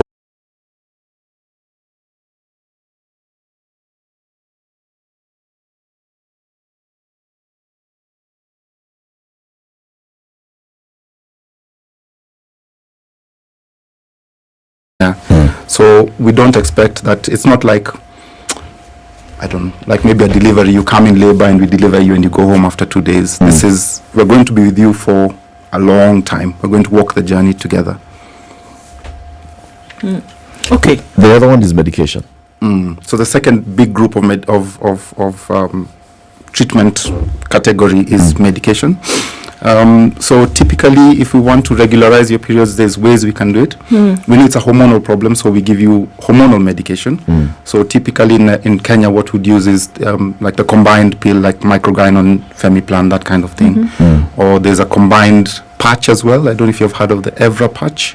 So instead of taking a daily pill, you put a weekly patch. Yes. So it contains the same hormones, just that you're giving it weekly instead of daily. So that would, you give that for 3 to 6 months. That would be able to regularize the period. We have medication that can help with the male pattern hair as well. The typical one is called spironolactone. Typically it's used for hypertension or people with fluid retention, like in cardiac disease, heart disease and stuff like that. But it has also been shown to be quite effective for the male pattern hair. And then I guess the treatment depends on whether you're trying to conceive or not. If you're trying to conceive, then the combined pills are not the best for you. If you're not trying to conceive, then you can use the combined pills. If you're trying to conceive, then we want to give you medication that will help you ovulate. So commonly people will hear of things like microgynon, about Clomid, clomiphene citrate. So Clomid and letrozole, those are the common ovulation induction medications. So that's medication we give you for 5 days every cycle. And what it tends to do is to try and make your ovaries produce more than one egg, basically. So it does increase your chance of getting twins. Yeah, that's what I was going to say. So multiple births. Multiple births. Yeah. And we tend to say it's the risk of twins rather than the chance of twins, because every higher order pregnancy, twins, triplets, is much more risky in all ways you can think of compared to a singleton pregnancy. So the risk of twins is slightly higher with this kind of medication. So have people who have had or have, because we said it cannot be cured. Yes. Is it possible then for a woman who has PCOS to then go ahead and conceive and carry a baby to term? Yes. Okay. So with controlled PCOS, then if we can get you back ovulating, then you can conceive. Okay. If all other factors are fine, like your tubes are fine, your partner's sperm count is fine, and all that stuff. So if all other factors are fine, yes, you can conceive. The risk of miscarriage is slightly higher. The risk of gestational diabetes and preeclampsia is slightly higher. So of course you'll still be managed as a high-risk pregnancy. So it wouldn't be that you just conceive and then we see you in that trimester when you're preparing to deliver. We need to see you regularly, maybe once every month kind of thing. So we can scan you, we can do your blood tests, we can monitor your sugars, monitor your blood pressures, just walk that journey with you from conception to delivery and beyond. Wow. Let's take a break. It's 7:30. This Health Friday, we are talking about polycystic ovarian syndrome, PCOS, what it is, how to manage it. It says, well, we can't cure it because you don't know what causes it, but it can be managed. And that's why our guest is here to help us understand how it's managed and how to live with it. He is a member of the Royal College of Obstetricians and Gynecologists. There, they call him Mr. Chris Obwaka. Here, hatuwezi kumuita Mr. He's Dr. Chris Obwaka. He's our guest this morning. We'll be back shortly. Good morning.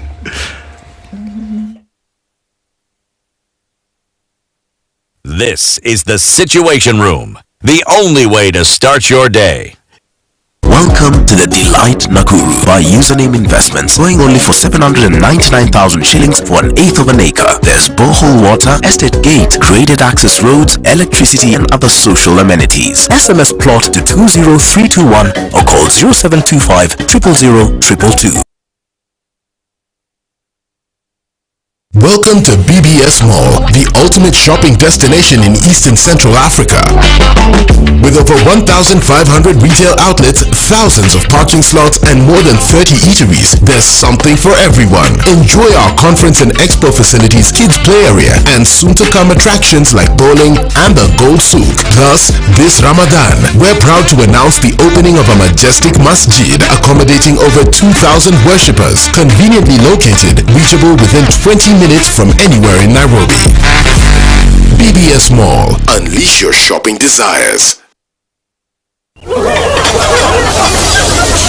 I've got a plan to make my investment sizzle hotter than a Sunday barbecue grill. ICEA Lion has a plan for everyone. Talk to us today for a plan that's right for you. Or visit icealion.co.ke. ICEA Lion. What's your plan? The sun is up this Friday in Nairobi. It's 16 degrees. We'll see highs of 27 and highs of 27 as well in a sunny Nakuru at 15. It's 15 and sunny in Nyeri with highs of 27, and we'll see highs of 26 in a sunny Eldoret at 13. It's a sunny day in Mombasa at 27 with highs of 33, and we'll see highs of 33 as well in a partly sunny Malindi at 28, 19 and sunny in Kisumu with highs of 30, and it's 17 and sunny with highs of 30 in Kakamega. Mostly cloudy at 21. We'll see highs of 28 in Kampala, and at 27, Dar es Salaam is sunny. We'll see highs of 33. It's 27 and partly cloudy in Lagos with highs of 33 and lows of 27. Mogadishu 28 going to highs of 33, sunny through Friday. 15 and sunny in Addis Ababa with highs of 24, while Johannesburg is sunny at 17. It'll go to highs of 30 today. Kinshasa is cloudy at 24. We'll see highs of 31.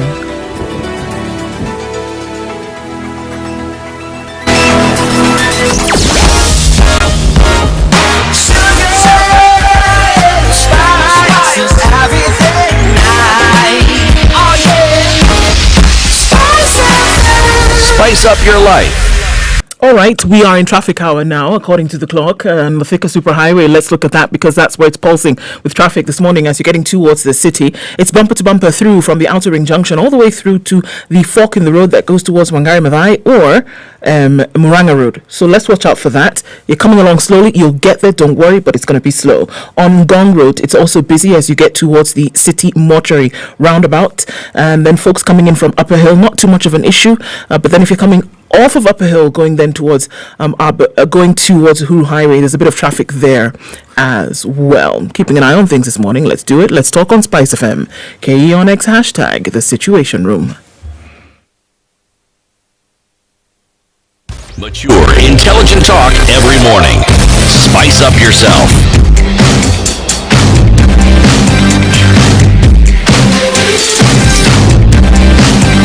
Mornings done right. 94.4 Spice FM, Nairobi. 6 minutes to 8. We continue our conversation. PCOS, polycystic ovarian syndrome. Our guest, Dr. Chris Obwaka, is a member of the Royal College of Obstetricians and Gynecologists. He's here to take us through this. Number one, just to recap, you've told us you usually diagnose PCOS on adults, people who are above 18. Yeah. Then what you'll notice is if they have two or three things: irregular periods, high testosterone levels, and also large ovaries. With cysts, with cysts, what you are calling like pearl strings, higher. Then because you don't know the cause of this, the only thing you can do is manage it. And there are three ways of managing: lifestyle, medication, surgery. Lifestyle, mostly watch your weight. Yeah. And what's called the Mediterranean diet. The Mediterranean diet, which is kula mboga. Na mafuta mzuri. Na samaki. Na wild fish. Na samaki ya mbuga. Wild omena. And wild mbuta. Sawa. Surgery. What do you do? So there's surgery if we start with the male pattern here, there is surgical options. So of course there's the normal shaving, waxing and stuff like that, but there's also laser for more long-term, keeping the hair away long-term. There's what's called electrolysis as well. And then when we come to surgery for the ovaries themselves, there's something we call ovarian drilling. So nowadays can be done keyhole, which is called laparoscopy. So just put 3 small holes on your tummy, have a look inside, and then we burn a couple of holes on your ovaries. So basically to release because with the polycystic ovary, it's big, it's tense, it's thick, and it's full of little immature eggs. So by poking small holes in it with what's called diathermy, basically kuchoma mashimo, then we're able to improve your hormone levels, we're able to reduce your testosterone levels, and we're able to improve your fertility. So that's usually, for most people, just with lifestyle and a bit of medication. Not many people nowadays are ending up with ovarian drilling, but it is a surgical option for management. Yeah. And the side effects of this drilling? So side effects is, there are the risks of surgery, which are universal, like infection, bleeding, injury to other organs, needing blood transfusion and stuff like that. But if the drilling is not done right, so if you drill too many holes or you drill the holes too close to each other, then that can now have it can be counterintuitive.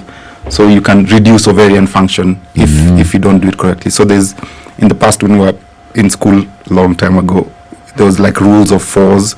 So like you're making four holes, only four 4 inches deep, and 4 centimeters apart, that kind of thing. So there is guidelines on how many holes you should make, how close to each other they should be, how deep they should be, so that we try and preserve the ovarian function. Yeah. So not just anybody should do the surgery, is what I'm saying.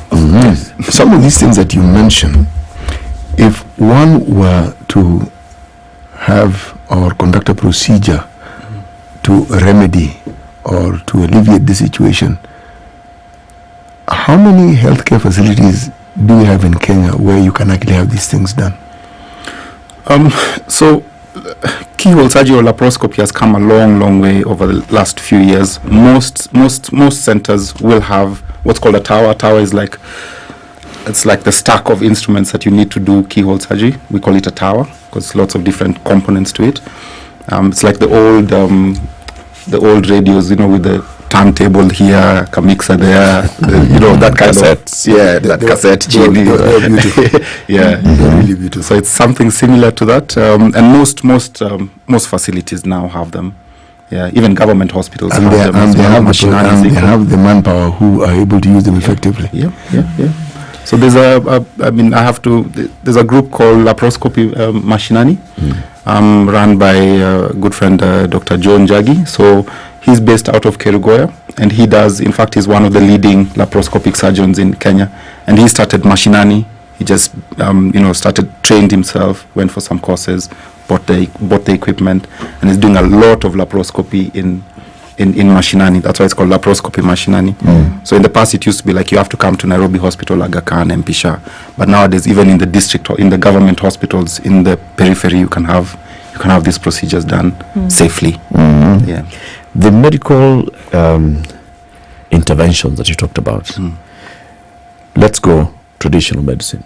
There are many people who can swear that they have had PCOS, that they have gotten to a point where they thought they're infertile, and then they started taking some herbal concoctions, and it reversed and it sorted them out. Yeah. I get that question every day in the clinic, and more so since I've been back, because I was away for 3.5 years. So, like probably what people used to use then and what people are using now are different.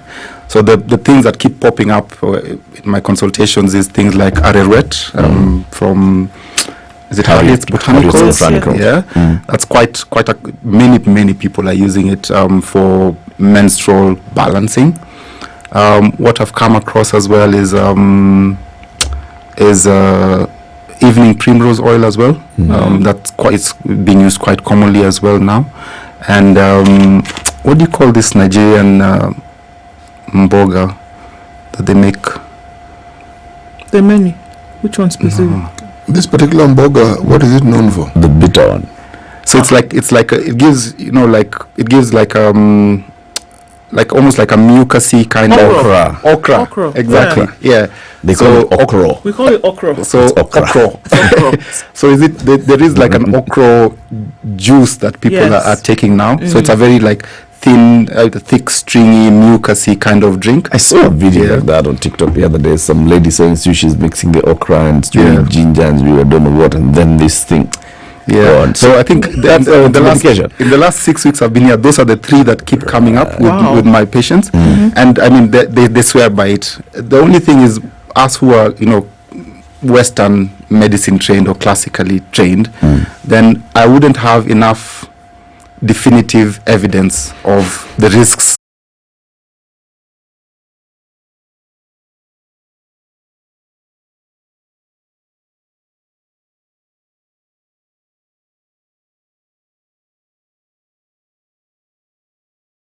Prepared. As long as they're prepared safely, for example, if you're using arrowroot and it's from a reputable company, we know how they make their products, then I wouldn't tell you don't use this, because I can't definitively say that doesn't work, because there are people who have used it and they have conceived, there are people who have used it and their periods are back to regular. So there must be something that's working in them. It's just that probably I don't know. I don't know yet. Yes. So this is interesting, because you talk about the number of people who come and they say they've used 1, 2, 3. So then it makes my mind wonder that So where are they PCOS coming? is very prevalent. It's quite prevalent It is amongst very women in prevalent. Kenya. Yeah, Is it? yeah. What numbers are we talking about? Ooh, I don't have the specific numbers, but globally, globally it's quoted as 8 to 13%, but there are lots of studies from as low as 4% to up to 21%. And I think the most striking stat is that 70% is undiagnosed. So 70% of people who actually have PCOS are undiagnosed globally. Wow. Yeah, so only 30%. So I mean that's the message we always keep trying to push is, you know your body best. If things are not as you think they should be, seek medical help. Just go and see a doctor. It's not normal to have irregular periods. It's not normal to have male pattern hair. It's not normal to try for a baby for a year and a half and not conceive. So if you have any So of by those, then it's- undiagnosed, you mean that they have not gone to a health professional? So, or is either it that they haven't they have gone to or a they health have gone, professional, but and a then health not professional the has right not been tests have able- been done, Right. yeah, or the diagnosis hasn't been clinched. 70%. 70%. Can you imagine? That's a very high number. Very, very high number. Because you can imagine if somebody is in the childbearing age and then they don't have regular periods, they have these high testosterone levels, they have hair coming out, they will want a solution. Yes. Is it that they're just, sitting back at home and they're okay? Or are they seeking solutions elsewhere? So and there's- so the one formal is- health system is not capturing them. So one, of course, there's the lack of education. So maybe they don't know that this is not normal, and that's why, like on platforms like this, then we try and get the word out there that this will reach many people and say, "Oh, I thought this was normal," and then they'll seek treatment. And then, of course, there's access to care. So access to care is can be infrastructure. So they live in a place where you can't really get to the hospital easily, or you can't afford getting to the hospital, because even the tests that we do. So we say, okay, you need to do a scan. So we look at your ovaries. A scan in Nairobi is maybe 3,000, 4,000 bob. How many people can afford that? We want to do hormonal tests. Hormonal tests, like if you want to do the full battery of hormonal tests that you need for PCOS, be maybe 100,000 bob. Oof. How many people will afford that? Wow. And those tests are maybe not available everywhere. So that I think is a big limiting factor. So the symptoms is fine, because we just sit down and have a chat and we take your history. But now the other investigations can cost quite a bit of money, and then we haven't even started the treatment after that. Yeah, so I think access to care is limited because of funds as well. Yeah. I wanted to go back to this issue then of being able to then essentially take care of yourselves, watching what you eat, and then essentially making sure that health is optimum. You talked about then being able to draw parallels between seeing a woman who was with PCOS, still now being able to conceive and then carrying a baby to term. So can you then do a direct link? I mean, because like we said, it just seems almost so easy that or that easy as a solution that we say, here is all of these three things that we've talked about. I mean, for goodness sake, a woman, it's a self-esteem issues. I want a beard on my face, first of all. So if you see that, and then also you have irregular, periods and all of these other things happening at this, and these things are happening at the same time. Yeah. And then you say, if you reduce your body weight and you're watching on what you eat, and you reduce that by just 10%, I mean, I know it's very difficult to lose, but if you reduce that by 10%, then we see, as a result of that, direct reduction of some of these symptoms, then gets the ability to do what then it was not able to do with this syndrome. Are we able to, we can make a direct link between those two? Very directly, because effect. I've done lots and lots of scientific experiments and said, like before and after. So you have a person with all these symptoms, and then we expose them either to this drug or this regime for weight loss and healthy eating, and then they do an after, and it's always like direct correlation between it. The more weight you lose, the better your ovaries function, the less the male hormone is in your system, the better your body handles insulin and blood sugar and all that stuff. So there's direct correlations, and that's been proven over and over again. So then, if we looked at the flip side, is that to say that ladies or women who are not thick then are at lower risk of getting PCOS if we want to apply that science? So no. So that brings up the question of what are the risk factors for PCOS. Yes. Again, we don't understand it 100%, but the risk factors, one is ethnicity. So African women and Middle Eastern women are more prone to it than Caucasian women, for example. It does tend to run in families as well. So moms, sisters, aunties, first degree relatives had it, then you're more likely to have PCOS as well. And then we find that in people who have above average BMI, then more people with PCOS have above average BMI. So those are the three main risk factors for it. Okay. Yeah. Does PCOS cause weight gain? No. But PCOS symptoms are worse if your BMI is higher. Okay. Yes. But there are people Yeah. who have PCOS, but they are not overweight or obese. Yes. In So fact, in the majority of people have normal BMI with PCOS. So in such cases, what do you advise them? The other lifestyle measures. So your diet is still there. Exercise still helps in multiple ways apart from just weight loss. And then there's all the medication bits as well. You mentioned that the predisposition to this condition is found mostly in African women. And Middle Eastern women. Yeah. Why? It's just, I don't know, just probably genetic predispositions. What is it that we do differently? Or what is that we are differently? Because I don't know. I think it's just our genes. How we inherited our genes from our forefathers. There's nothing. Okay. There's nothing. Okay, let me ask this question differently. Yeah. Diseases tend to have patterns of progression or reduction, whatever it is that has been done to intervene. Now, are we seeing an upward mobility of perhaps the diagnosis of this condition? And if we are, what are the prevalent indicators? Are we seeing it in women who live, say, in the urban areas? Are we seeing it in women who are in the rural areas? Are we seeing it in young women? What is it? Because the question I'm asking, there's always lifestyle and the diseases that come along with lifestyle. Okay, because lifestyle involves all the things that we're saying. Now, if that is so, then we could say that if you're saying it's genetic, then it means that we have done something in the intervening years to make this thing or to raise the prevalence. Because was it always there? Was it always high? I ask this because it's the same question that has been asked with cancer. Is it that we are able to diagnose it better? Is it that we're able to understand it better? Or is it that there are more people who are now being diagnosed with the disease, or that more people getting it? And so if that is the case, why so? So with diseases that are multifactorial, so you have the base things that are non-modifiable, like you can't change your genetics. But if you're already genetically predisposed to a certain condition, and then now you add on the environmental exposures, so say your highly processed foods, your KFCs and McDonald's on every corner now, and it's more in the urban areas because of the lifestyle that we have. So we have a more sedentary lifestyle. You get into your car, you come to work, you sit the whole day, order McDonald's for lunch, have KFC for dinner, fast food, stuff like that, deep fried foods and all that. So in the rural areas, then we know that they're waking up, they're going to the shamba, they're digging, they're carrying this, they're carrying water from the river to the house. So they're more active, and then their lifestyle as well. Their food choices. So the more traditional foods are always healthier. So what people nowadays call boring food, chakula watu wazee.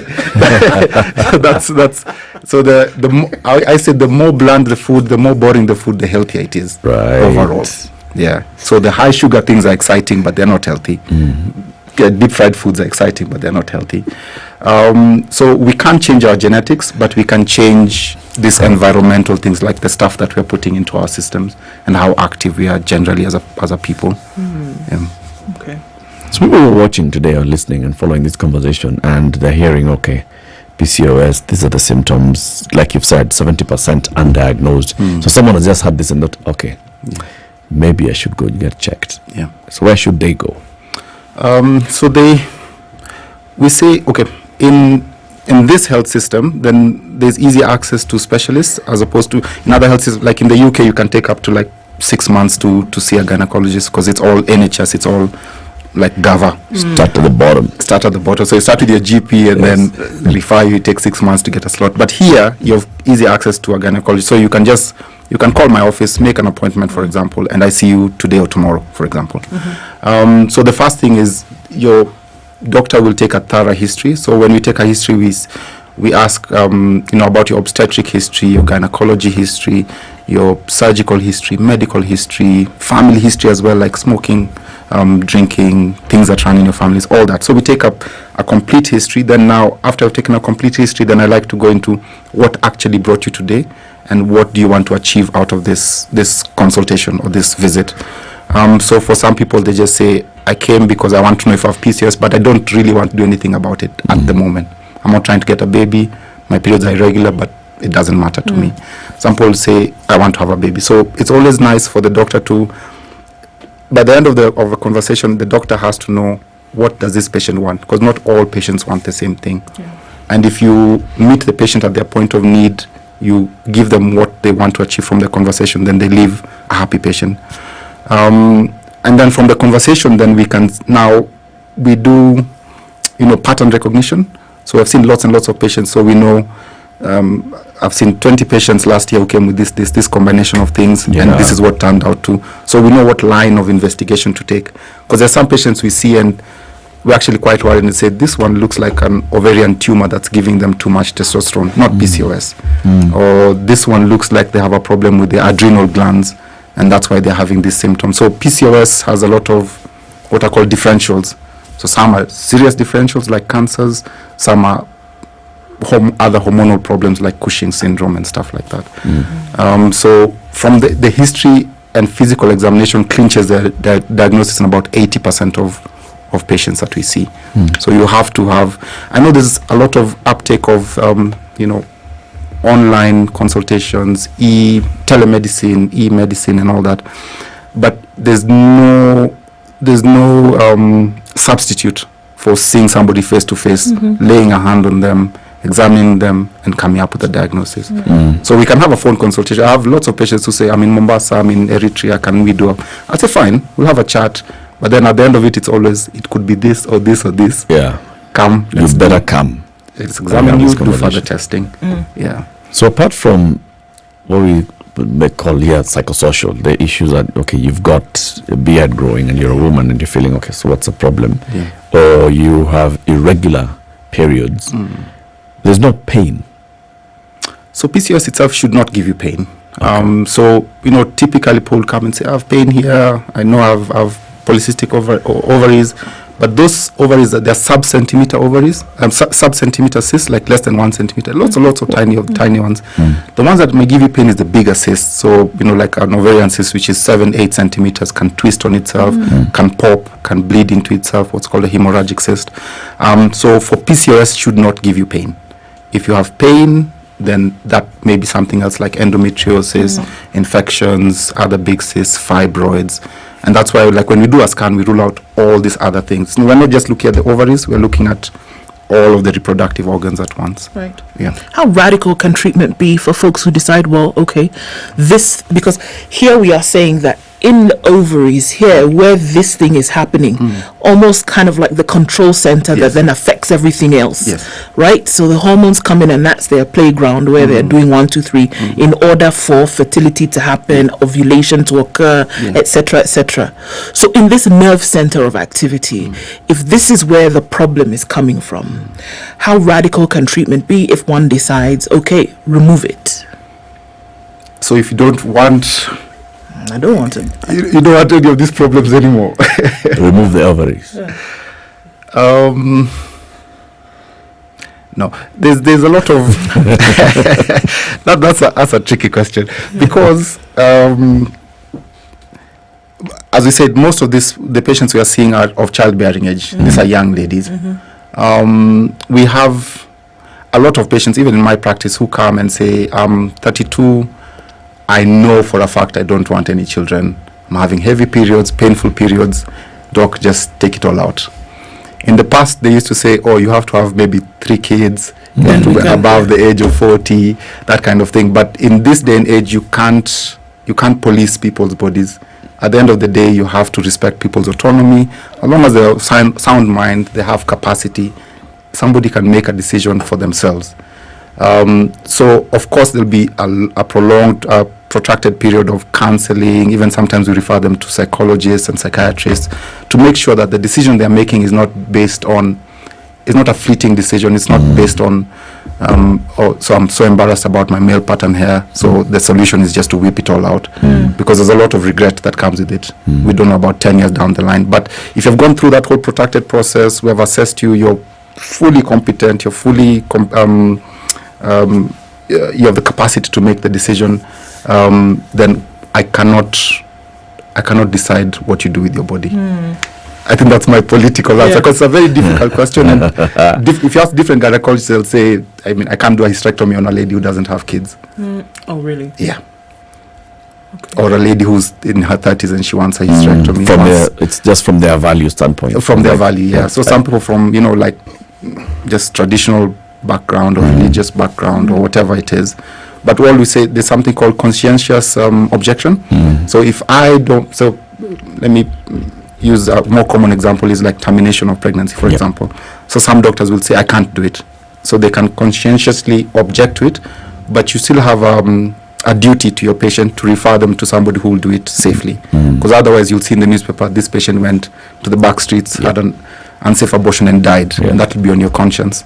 So if you don't feel in your heart of hearts that you can do something, refer it to somebody who will take care of this patient safely. Yeah. Do you think it's your duty to perhaps have a discussion of a psychological nature and try and steer your patient to the direction of giving this matter more thought before because they will come with a made-up mind, but there is a possibility that mind can be changed. Is it an option as well? It is definitely an option, and that's why I mentioned the protracted period. Like, we wouldn't see a patient today and operate in a month. This kind of patient will probably operate in a year's time. So in this year time, we are seeing them several times.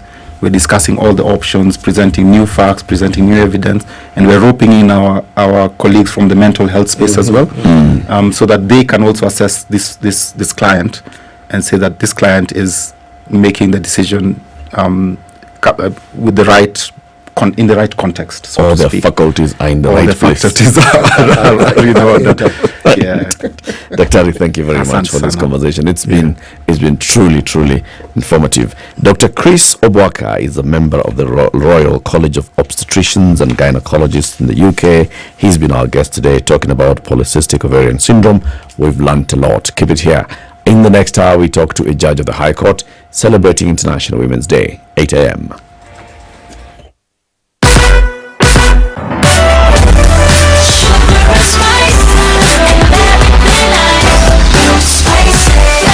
Spice up your life.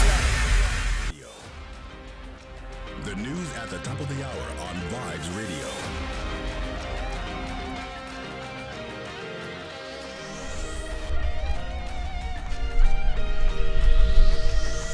Good morning, this is the News Wire. I'm Lea Ubaga. Joseph Irungu alias Joey, who was indicted for the murder of Kenyan businesswoman Monica Kimani, will today know his fate. This is after he was found guilty of the murder in a ruling delivered by Lady Justice Grace Nzioka last month, bringing the murder trial that began in 2018 to a close. A Nairobi court ruled that the prosecution had adduced adequate evidence and proved beyond reasonable doubt that Joey indeed killed Monica.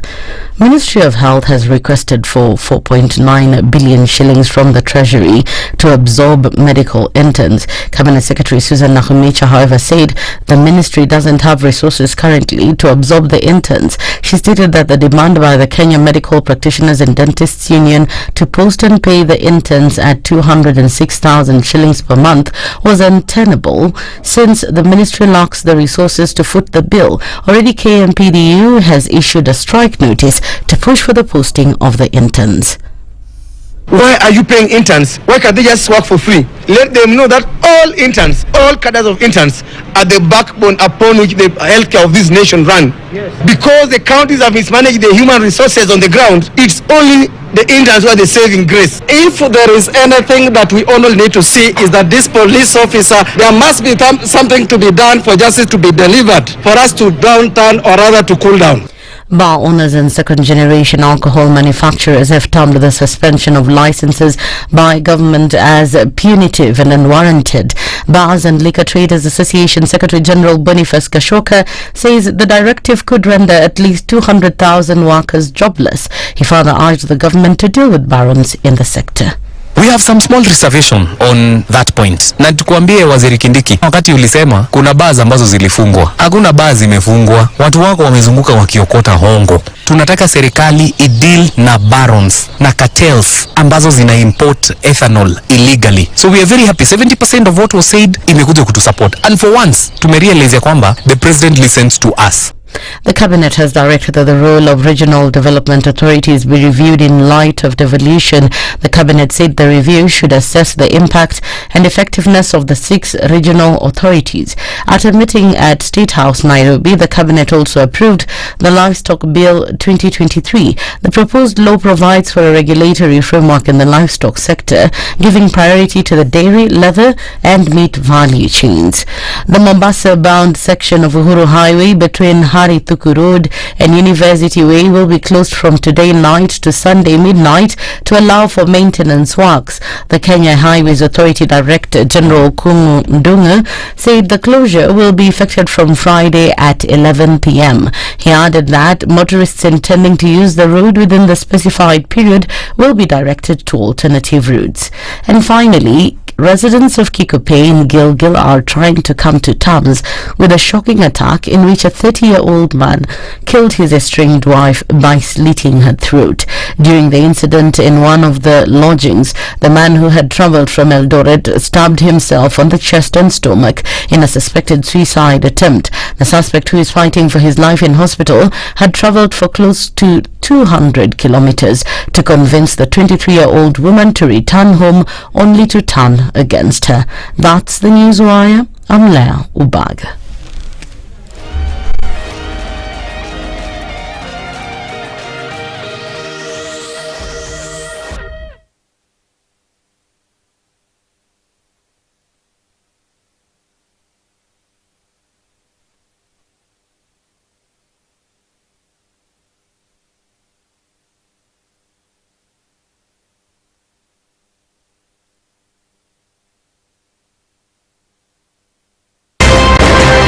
If a lion shows you its teeth, it doesn't mean it likes you. It doesn't mean it likes you. It won't start. A liar calls as witness one who is either dead or far away. Say it in this Bello nin inta yeninter ayu makati kadikta. You know this character called a liar. He has disturbed people.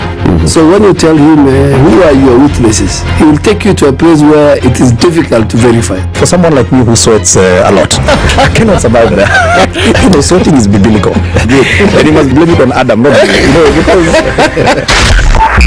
102.5 SpiceFM, Kisumu. It's still heavy on the Thika Superhighway coming into the CBD this morning, and some of that is coming off of Limuru Road as well. Traffic is very busy coming on Waiaki Way. And let's take a look at what's going on James Gishore, because then we can understand what will happen when you cross over the Red Hill Link Road heading out towards Lower Kabete and then in towards the city, and it's heavy. So we're going to keep an eye on this and see what happens as we get into it. Also, coming off of Langata Road, there is some traffic here approaching the city mortuary roundabout, and there's also some traffic on Langata Road as you head out towards the CBD as well. Landis Road is jam-packed, as is Jogo Road, uncharacteristically in some areas for this time, but it's busy. Kangunda Road, also some traffic as you're heading into the city. Let's keep an eye on things, and we'll talk on SpiceFM KE on X, hashtag The Situation Room.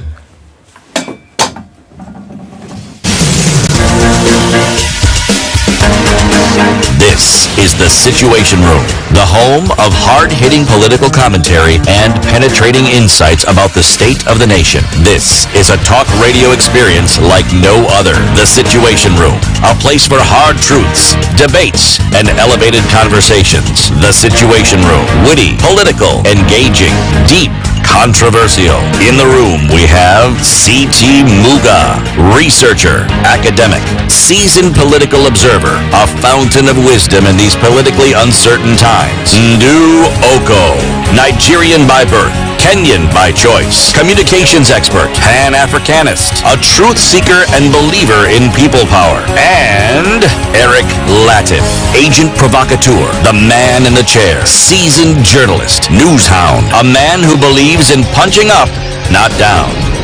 This is the Situation Room, the only way to start your 7:08, how are you doing? Welcome to the third hour of Kenya's biggest conversation. Happy International Women's Day. It's important that we keep celebrating women and everything that, women do in the society.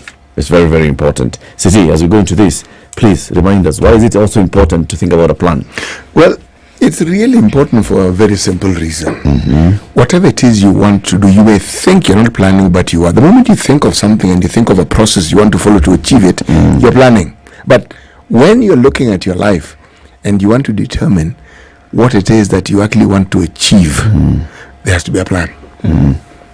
When you're a young person studying, you've studied, you're looking for a job, you're going to business, all these things require planning. And sometimes what you want to achieve is beyond your means or your abilities, and that's when you need help. So you need to plan to look for somebody or an organization that can help you. Now that, my friend, is now where ICA Lion come in. Because they are specialists in planning. Very good. And they will help you plan. Very good. Yes. To get in touch with ICA Lion, you can send them an email, plan@icealion.co.ke, or you can go to their website, plan.icealion.co.ke. That's plan.icealion.co.ke. It takes you to this specific page, which will give you a lot more information on what they mean by saying, let's plan with you. And they say for a long time, many people say, we have developed a product, come and fit into our product. But this time they're saying, no, we are changing. This giant ship is actually just changing course, and we're saying, no, we want to hear what you want, and then we tailor make a product that suits you. So it's all bespoke programming. And that's why they say, what's your plan? Not what's our plan, or what's your plan, we've got a plan that fits you. No. What's your plan? Come, let's work around your plan. We'll tailor make a plan that works for you. EcoBank works with you wherever you are on the African continent and beyond. Indeed. In 35 different markets around Africa and 4 different markets in other parts of the world. And you wonder what other parts of the world are these? China, the United Arab Emirates, where Dubai is usually. There's France, and there's also the UK. Now, what happens here, when we talk about they plan for you as well, is that there's one platform. Essentially, you open your account, you plug into the platform, you can use mobile banking, so many other kinds of operations that allows you to continue with your personal and your business needs. Guess what? You move. Doesn't mean that your bank has to. You decide that you're going to go and work in another place. It doesn't mean that your obligations and your commitments where you're coming from cannot continue. Because of this one platform, all your bills continue being paid in the currency of your choice. And you can continue working as though you did what? As though you never left. It's a better way. It's a better Africa. Kabisa, kabisa. It's International Women's Day. The theme for this year is Investing in Women, Accelerate Progress, putting a spotlight on the essential and inseparable roles of decent work, gender equality, and making sure that we acknowledge women in all our places of work. Today, we are going to have our Justice Thursday conversation on Friday, because it's International Women's Day on this Friday, and we have a judge at the High Court sitting here with us. On the bench is Lady Justice Patricia Nyaundi, Judge of the High Court. We want to talk about the role of women in women judges and magistrates, and what women have done in the criminal justice system. Judge, good morning. Good morning. Welcome to the hot seat of the Situation Room. Asante. Utajitetea ukiwa pande gani? Hapa tu. Papo hapo ulipo. Papa hapa. Okay. Mashtaka utasomewa na Bwana City Muga. Naomba ujitayarishe. This is really nice. This is a real life judge. And you're there. And I'm there. And you're the prosecutor. And I'm the one who's reading the mashtaka. The mashtaka comes in the form of a proverb. This week our proverbs are from the kingdom of Swatini. It used to be known as Swaziland, but it is written as Swatini, but pronounced Swatini. Yes. Of interest, day before yesterday, the ambassador to Kenya handed in his credentials to our president. The gentleman's name is Mahalaba Mwamba. We are wondering, this Mwamba, does it mean the same thing as it does in Kenya? Is it Mwamba or Mamba? Mwamba. Mwa. There's a W. Okay. Yes. Right. The proverb. A runaway monk never speaks well of his monastery. A runaway monk never speaks well of his monastery. See, they just say, always speaks ill. Doesn't have to be the same thing. Eh? No, not necessarily. Okay, we have a senior counsel. She'll tell us those two are different. But then, so what's your interpretation of this, Judge? That if you never have a good view of people who evict you, yeah, you'll never have something good to say. People who force you into a certain circumstance, will always have a certain, you'll always have a certain perspective and image of them. It's not necessarily going to be a good one. Yeah. So what's the lesson here? The lesson is allow people. This is really much to be back allow people to live peacefully. Nice one. Nice one. Judge, how long have you been a judge of the High Court now? We've known you from various other sectors, in public service, in private practice, in advocacy. Take us through your journey up to here. My journey as from the beginning of my creation. not that far. I take a while. Not that far. Okay. Career progression. Okay, straight out of college, I worked at the AG's department. Then had a short stint in private practice. Discovered I didn't know how to collect fees, so went back into employment. Worked at FIDA. Had worked at the Truth, Justice and Reconciliation Commission, worked at the Kenya National Commission on Human Rights, and then got last 2022 December, was appointed as a judge. Yes. That's an illustrious career.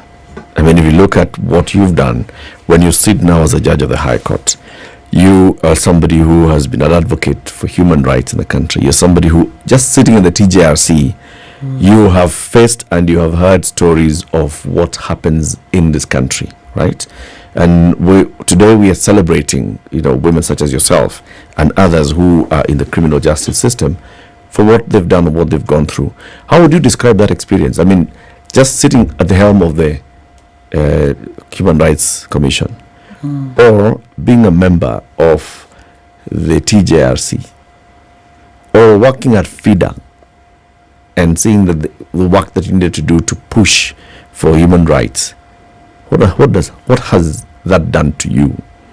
I think the continuous thread in my career progression, and especially today as we are commemorating Women's Day, yesterday International Women's Judges Day, I think what I reflect on and I'm awed by is how all along in my career there's always been a big sister who has opened the way for me, has inspired me, has challenged me, and I think that's it for many women and girls. On a day such as this is each one of us just reflecting on the role we have played to inspire other women and girls to just rise up and take the opportunities that are available, challenging society to give women a fair chance.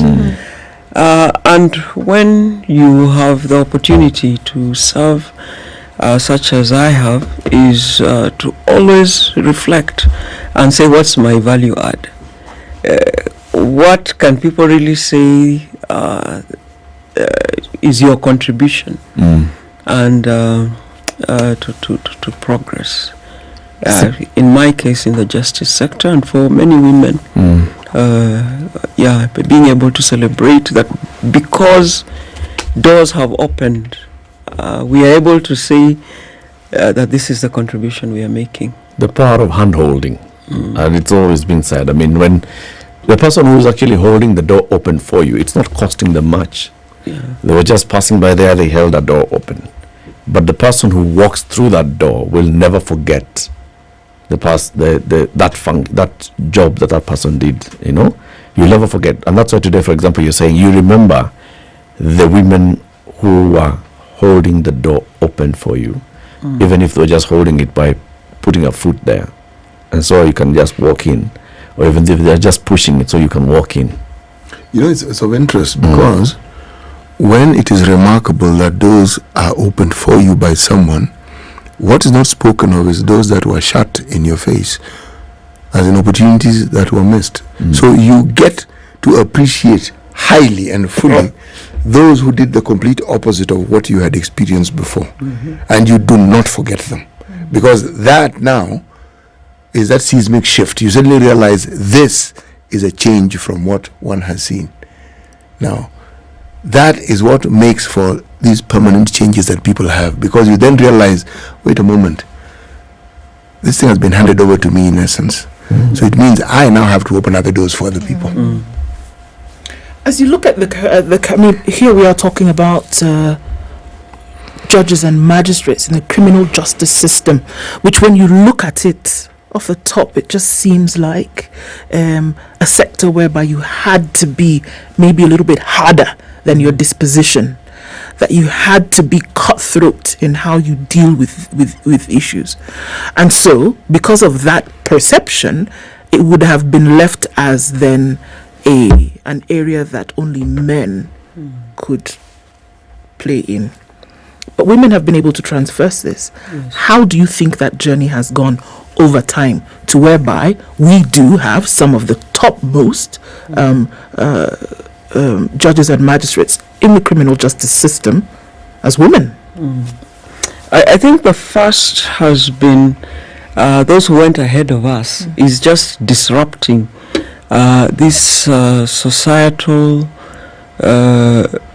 what I would call wrongful framing, that imagining that women, we may be weaker physically but never intellectually.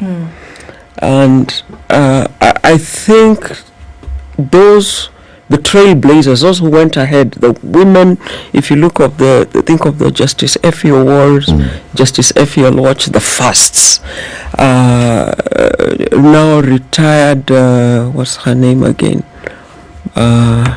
Nambuye, fasts. So there are women of fasts in the judiciary. And when you take the time to trace the things that they did in the judiciary, you can see that really justice is not genderized. I mean, you can't just assume that because she cannot lift physically what a man would lift, that she's unable to do the same intellectually, that even intellectually there's a difference in strength. So this is what the women did. They disabused that cliche that somehow women always enter at the lower rank and they grow into this position. When we talk of criminal justice and the strides that women have made, one of the decisions that really made me sit up was that of Justice Aburili, if any of you followed that. And this was a woman who had been charged with murder of her husband. And in her decision, Justice Aburili examined what is the impact of domestic violence, for instance, on a survivor of that. And when, as had happened in this case, in the course of an altercation, the woman had dealt the man a fatal blow. And Justice Aburili, in very poetic words, had said this woman had been sentenced to death in installments. And what we see with the women entering the bench is we all show up in public spaces with the luggage, or the benefit, I should say, of our real life experiences. So when we allow and position people, and women as different. It means they come with their world view. Yeah. And sometimes it takes somebody of the same gender to fully appreciate the context that we are dealing with. For a long time, you must have known that when it was sexual offenses, the decision that stung us was one that said that it is in the nature of women to lie about their sexual experiences, and that a woman, for some reason, will just be creative about sex to the extent that she will create a rape. For what purpose, though? So that's the question. That was the narrative. But that was and it took the introduction into the judiciary of people with a different mindset. Sure. Sometimes not necessarily women. I say you can be a woman by nature or by nurture. And so there is a generation even of men that fully appreciate, that we cannot show up in public spaces with some of these stereotypes. And it is when we had this generation of men and women generally who are determined to ensure that when you say justice is for all, all actually means all. All does not just mean those that we choose to see, but all means each one of us with all our uniqueness. So we really, on a day like this, we really celebrate the pioneer women judges, women magistrates, and men who are women by nature, who have beaten the bullet and said, we have to make justice work, even for women. Judge, in the criminal justice system, and we've had these conversations many times in our Justice Thursday conversations, how women enter the criminal justice system, how many women end up with the short end of the stick when they get into the criminal justice system. Now we have women magistrates and women judges on the other end who are looking at the women who are in the system, who are being processed by the system. Is there a change in mind shift? Cases have been there, like you've just talked about, a case where it's a case on sexual violence and the treatment of the system on the victim of the sexual violence, or victim of gender-based violence or domestic violence, or even those simple victims of what we call small crimes or petty crimes who have entered the system, but because she's a woman and she has spent a night in custody, it means a lot because she left a 2-year-old, a 3-year-old, a 4-year-old, a 2 weeks old, a 2 months old at home who's been affected. Just that woman entering the system has a big impact. Have the women in the judiciary had a conversation about, wait a minute, we need to shift the thinking? Yes, so this really goes to how now courts are managed. So what time do you start your court? Because you can't be starting your sessions maybe at 11 and probably it's mentioned. So you are conscious that if I have women coming, I need to release them. If it's a mention, get back to their business. So how do you manage your court? What time do you start? What time do you release people? They're able to go back to their business. Are you sentencing everyone to prison? Not everyone needs to go into prison, especially for petty offenses. Just for the sake of getting you to sit upright. Like if somebody, is here for brewing illicit brews, I mean, this was income. Ni mama wa changa. Yes, and a number of, like my grandmother, that's how she educated my dad. So it is not. It's not life or death. Yes, okay. Why would this kind of person have to be taking up space? And as Latif has said, either she's leaving her children as she serves the sentence, or if the children are young enough, they are coming into prison with her. So there are many things. One is really think, what kind of bond and bail terms are you giving? Are you making it impossible? Are you setting impossible bond and bail terms so that this person will be incarcerated? Are you affording the prosecution unnecessary adjournments and therefore prolonging the matter?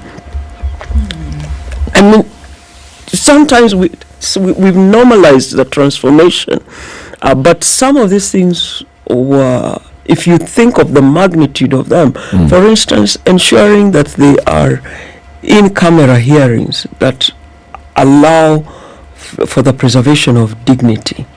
Okay, so if a matter is sensitive, it is within your power to ask other people to leave to allow this person to testify in a way that they feel that their dignity is preserved. You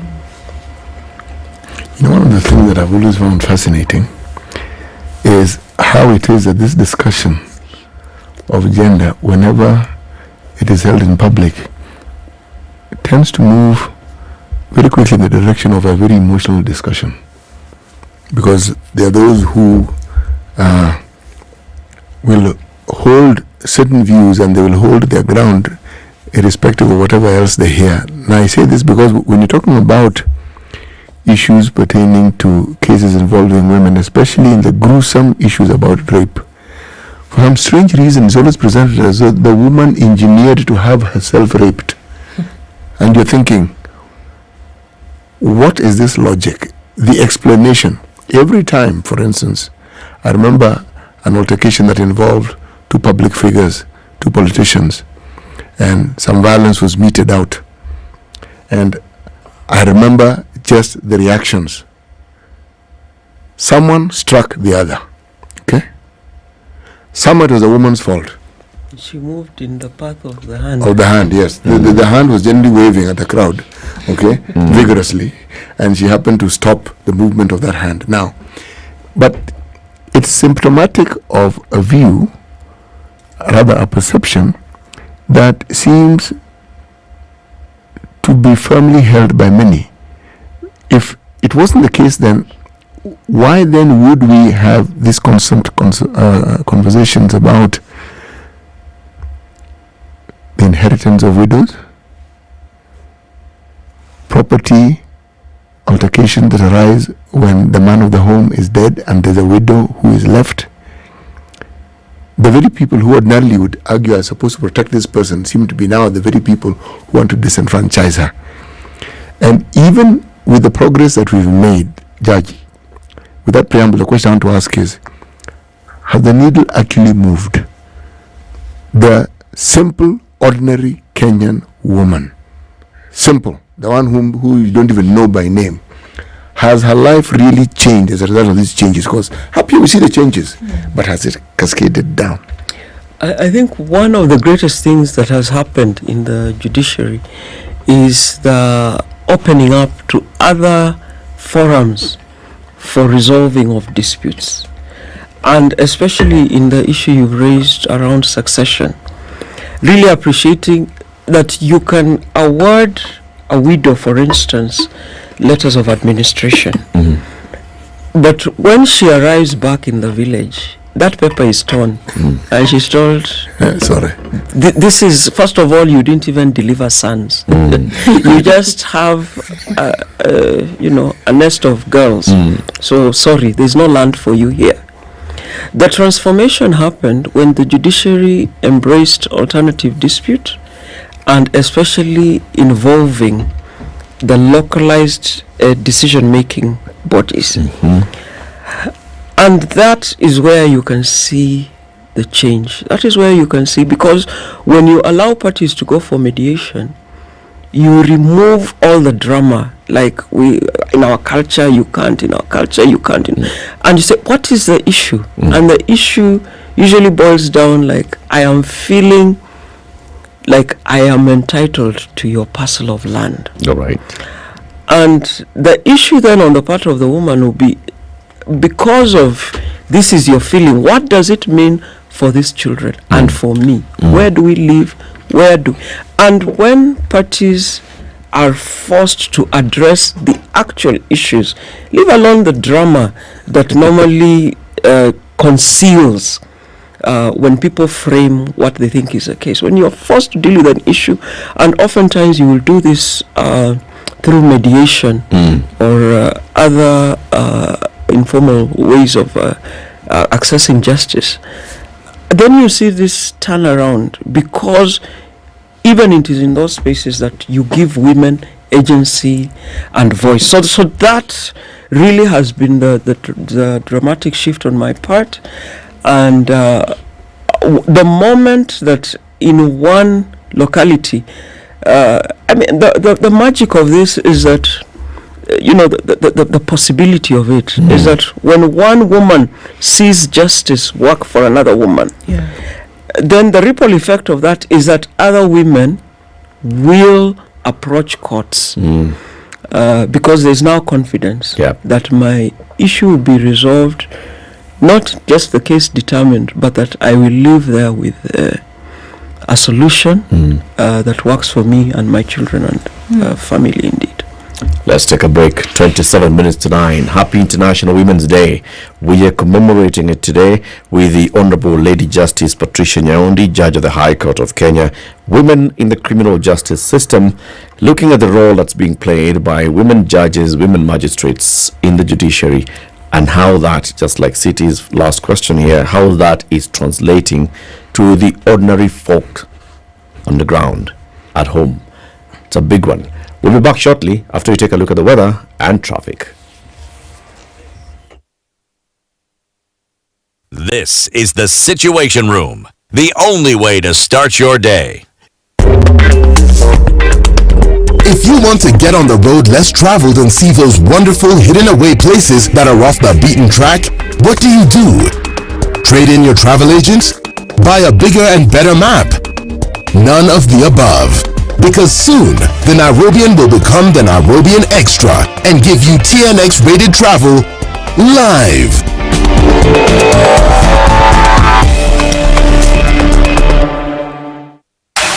The weather with SpiceFM. Conditions in Nairobi this morning. We'll see highs of 27 and lows of 16. Highs of 27 and lows of 15 in Nakuru. And the sun is up at 18 in Nyeri with highs of 27. Looking into Eldoret, it's sunny at 16, highs of 27. And into a sunny Mombasa at 28, we'll see highs of 34. Malindi will see highs of 33 and lows of 28. Kisumu sunny at 20 and Kakamega is sunny at 20. Kisumu at 22 and Kakamega at 20. All right, so into Kampala, it's partly sunny at 22 and we'll see highs of 34 in a sunny Dar es Salaam at 28. Johannesburg is sunny at 20 with highs of 30, while Mogadishu will go to highs of 33 and lows of 26. Addis Ababa will go to highs of 24 and lows of 13. It's cloudy in Lagos at 27 with highs of 33, while Kinshasa at 24 is cloudy. We'll see highs of 31.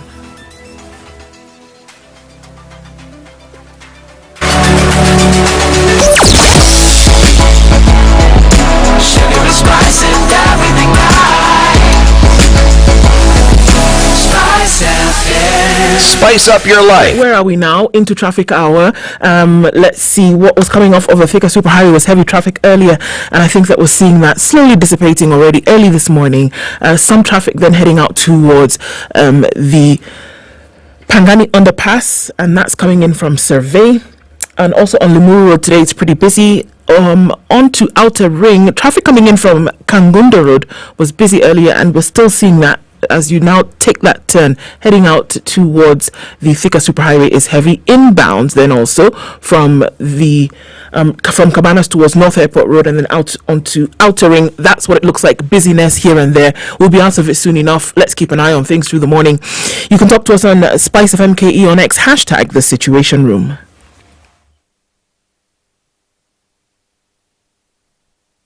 Mature, intelligent talk every morning.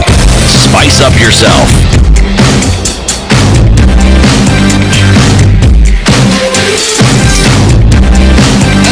Mornings done right.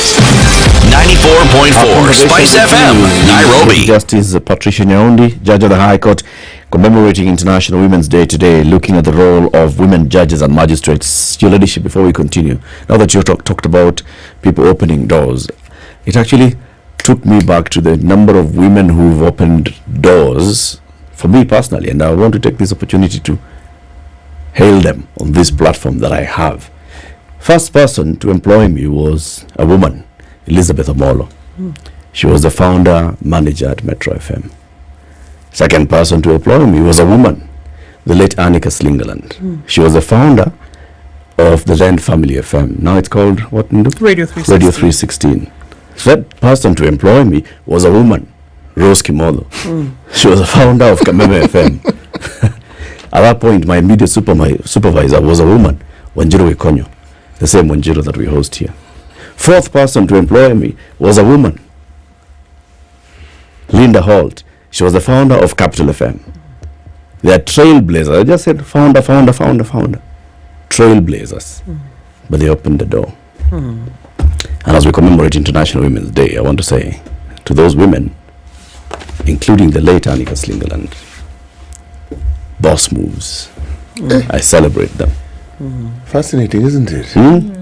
You know, Eric, this is a fine opportunity to do so, because I would never have entered the world of research if a woman by the name of Professor Elizabeth Bukusi had not opened that door for me. I didn't even know what research was.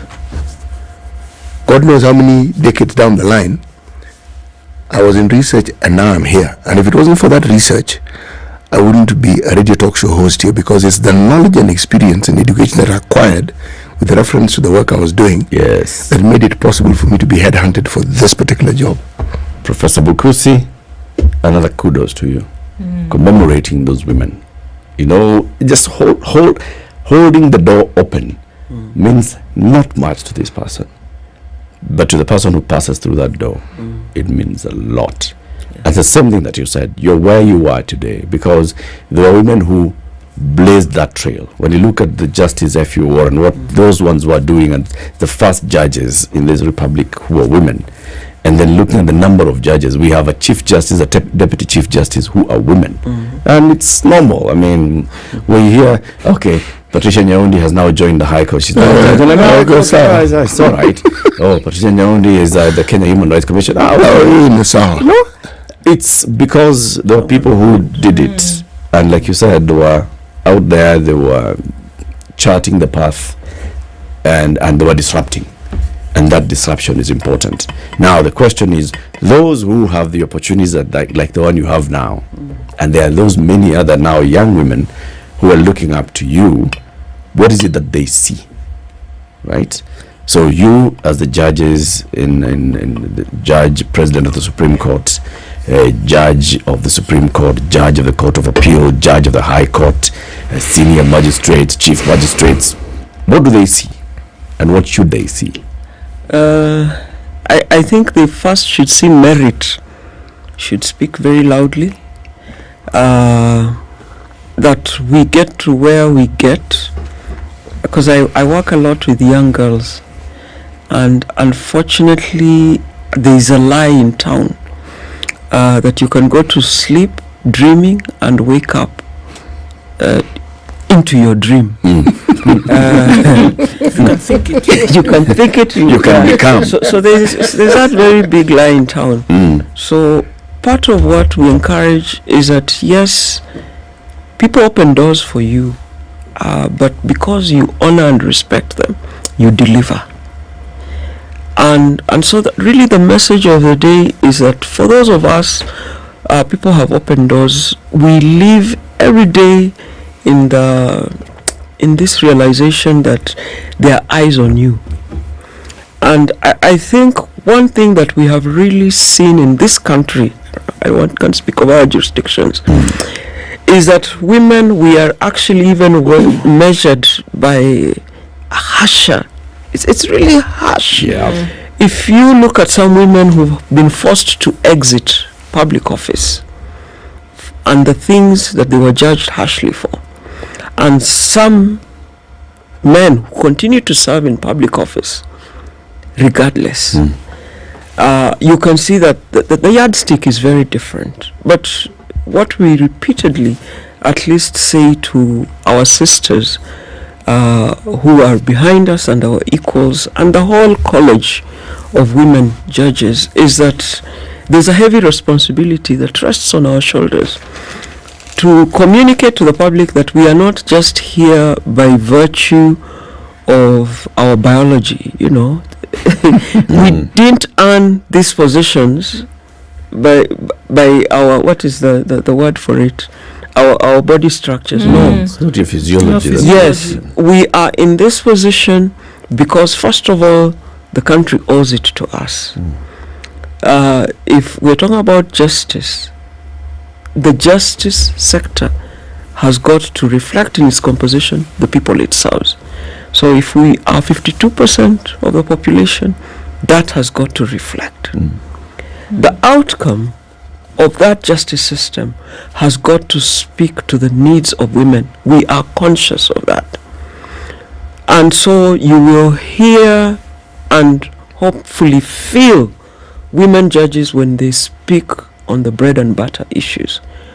What does it mean for women when there is uncertainty on whether or not you're married? That's our marriage law and the interpretation that we give it. What does it mean for women, children and families when there is vagueness on what parental responsibility means? So these are the decisions coming out of issues on parental responsibility, child custody, child maintenance. What does it mean for women when there's uncertainty on whether or not you can own property in this country? Does you entering a marriage put you at risk? Okay? This, so when we sit as judicial officers, we want it, because we are aware when you arrive, as I said, I do arrive. Every time I sit, you must know that I am sitting as a wife, I'm sitting as a mother, I'm sitting as a daughter, I'm sitting as a sister, I'm sitting as an employer. I have a house help. So this is my DNA, okay? And that must reflect in my decisions. I have not arrived from Mars. And so my experiences as a human being of what bedevils people in society must be reflected in my decision. So my interpretation of the law really must aim to address the social inequalities and the social challenges that this country is facing. So that's the big. I mean, when I got the news that I had been appointed, I said, this is where I have now arrived. Because this when I was on the streets, when you were pushing for all these things, and the Kiswahili word for it is actually very powerful, it's mkerekati or something like that. Yeah, you are that. It's the vision it creates is like you are really struggling to create paths where there was no path. So what excites me about sitting in this position is that I have a God-given opportunity to be part of a movement that makes the law work. Do you think that you are also influencing the other people working in the judiciary because of this? Because when you say, when I'm reporting to work, I'm conscious of all these other things that I have got to look at. Do you think then how you're working, the decisions that you're making are then also now reflecting and influencing others? Are you creating a ripple effect? I would hope so. I would really because I mean the beauty of the judicial system is that we are bound by precedent. So I celebrate that because of the constitution of the Supreme Court now, we have this wonderful decision, on, for instance, presumption of marriage, and saying we cannot as a country continue presuming marriages. The Supreme Court says now that concept is on its deathbed. Yeah, because I cannot be, waking up in the morning and looking at this man and say, are we married? It can be debatable. There's got to be a level of certainty. Right. Yeah. There's got in either direction. In both directions. Yes. So I really celebrate that decision that says presumption of marriage is on its deathbed. There's a decision that says no. When it comes to matrimonial property, you must also give equal weight to the non-financial contribution. For a long time, we said the person who brings home the bread, to use a cliche, is the one who is contributing. But the Supreme Court decision says no, even the homemaker is contributing to this. So settling some of those what one would think are straightforward issues is very important. So the long answer to your question is that you can see that when the Supreme Court makes a decision like that, it influences all the lower courts, and the expectation now is that moving forward from the magistrates' court, there will be a reduction in the number of cases that have to make their way to the Supreme Court to resolve some of these issues, that I can actually go to the magistrates' court that probably does move cases faster and settle very quickly whether or not we were married, whether or not I should be burying my husband, whether or not we should be sharing property 50-50, whether or not he should be maintaining my children. That can now be settled at the magistrates' court because there's clarity from the Supreme Court. As we look, really, even as we look at celebrating this particular day year after year, and the gender agenda, really front and center, maybe sometimes more poignant than others, but there's certain things that have come as a result, and we've heard certain things over time, that, if women want to then be recognized, we shouldn't have to ask for it. Just go ahead and do, and you'll be recognized. One. And that why do we continue pushing the women's agenda over and above that of men, or the boy child, who I do agree to a certain extent, to a large extent, unfortunately, has been put aside, has been ignored, and maybe that needs some attention. Not maybe, for sure it needs some attention. But then there has been that underlying conversation that, fine, you want to work as a woman in the criminal justice system, then go ahead. There's nothing that stops you. You want to run for political office as a woman, go ahead. There's nothing that stops you. Why do we continually need to put this conversation front and center? Even after the rights of women have been recognized, we get it. Women can go to school. Nobody stops you from doing that anymore. Women can inherit. The judges and the courts have been very clear on that, So why do we continually need to make it a present conversation? Thank you. Because we really have to respond, but what's the reality? I celebrate the fact that we are not where we were 20 years ago.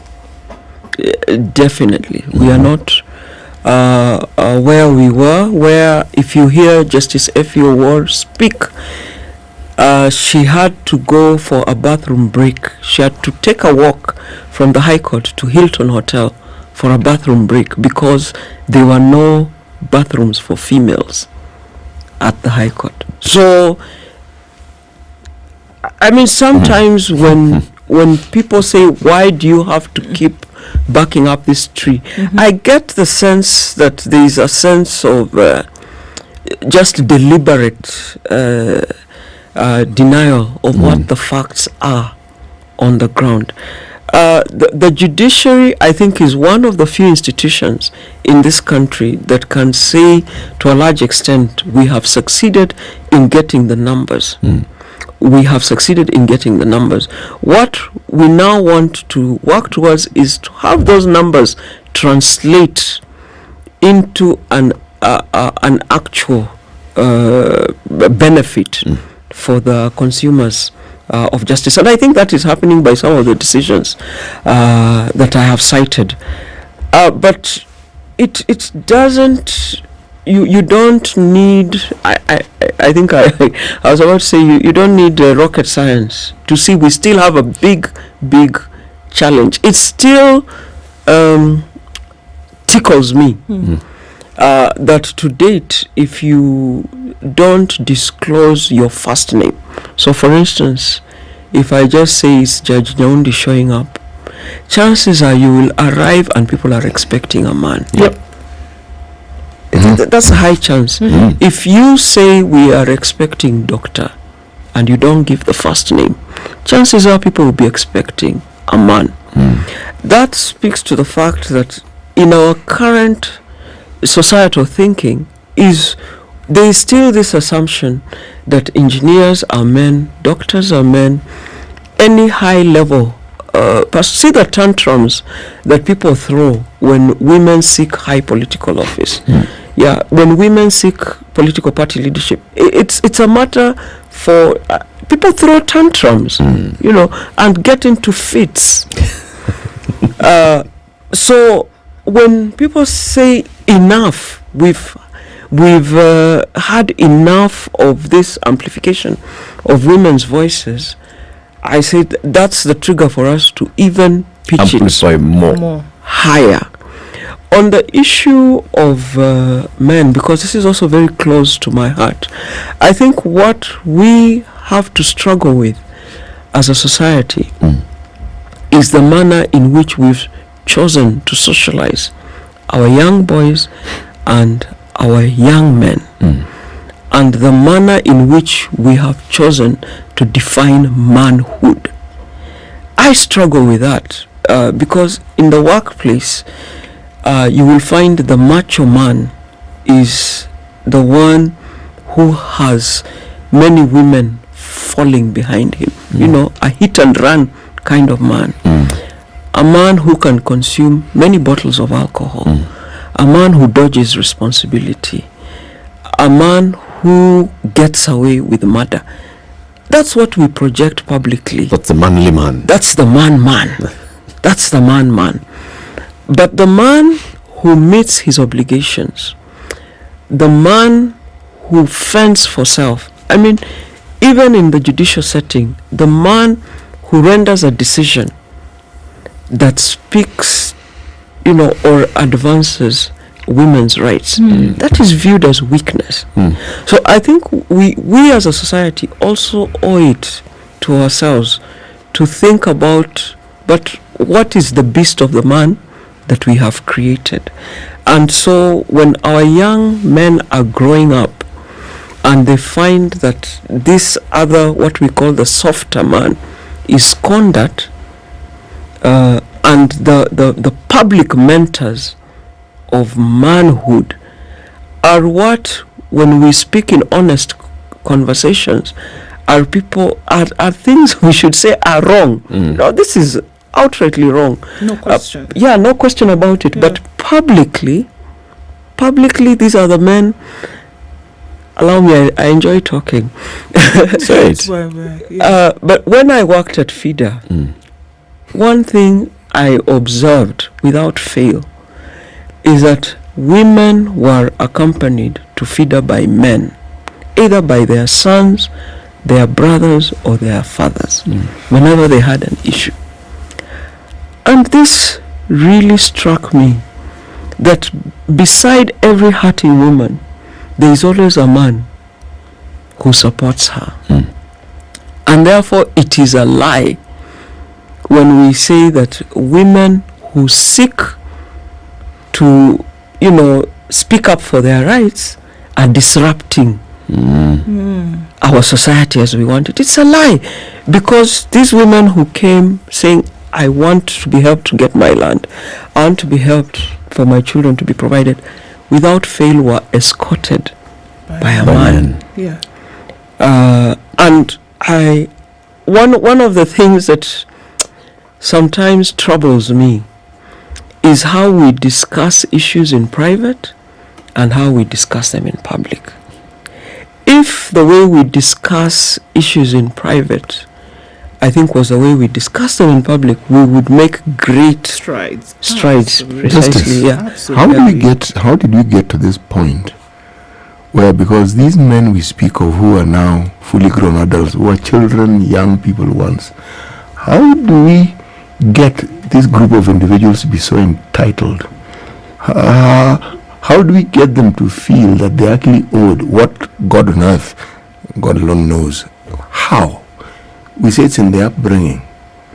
And I would argue that the contribution is a 50-50 in a family. It starts with chores in the home. It starts with division of labor. You shouldn't do this, you can't do this.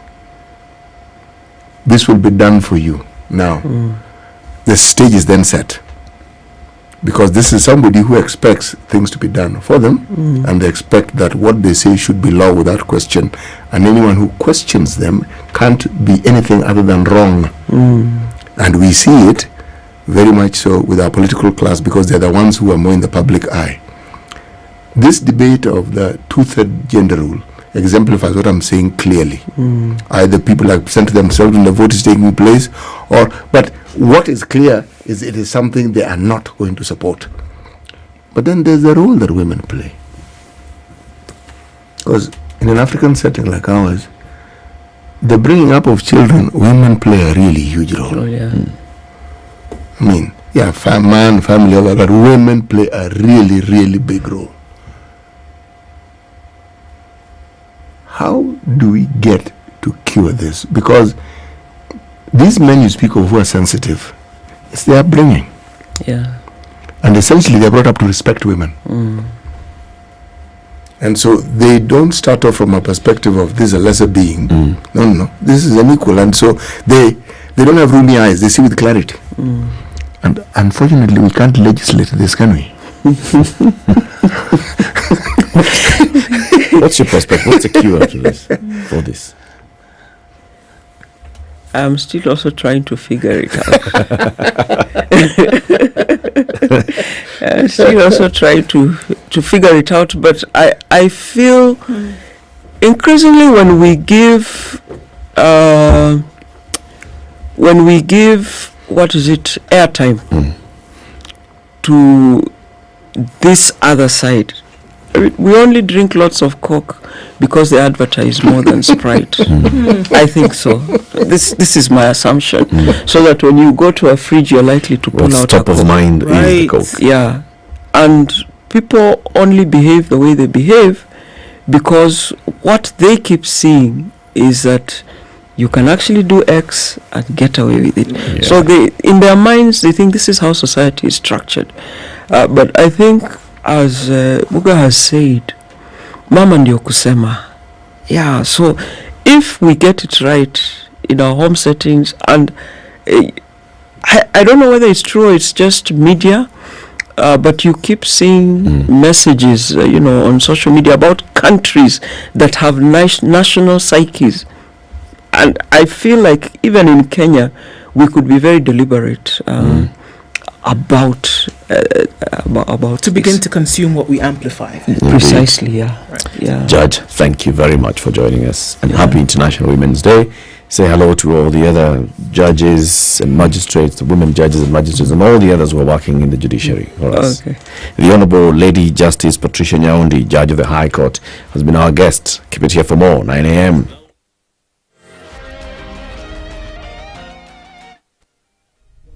Good morning, this is the News Wire. I'm Lea Obaga. Bishop Margaret Wanjiru of the Jesus is Alive Ministries has issued a scathing rebuke to President William Ruto and his deputy Rigathi Gachagua following a contentious raid on her church premises by police officers. Flanked by a host of church members, Bishop Wanjiru expressed her anguish and frustration in the aftermath of the confrontation with law enforcement officials. This Margaret Wanjiru that was beaten, my clothes lifted up by young men who are police security agents. They touched my thighs, me, a woman of God. I want to make a very sweet promise to you. Believe you me, you will look for me, and I'm not moving and I'm not going anywhere. I will be here. You have started a fight that you cannot fight. This one is in the heavenlies. Because as I cried yesterday and today, even his family plus yours are not exempted. My tears will pay. She went on to detail the ordeal alleging mistreatment by police officers, including physical assault and harassment during the confrontation of a land dispute. This even comes as the ACC has filed a legal action to reclaim a land parcel, 5 land parcels, among them that her church operates on.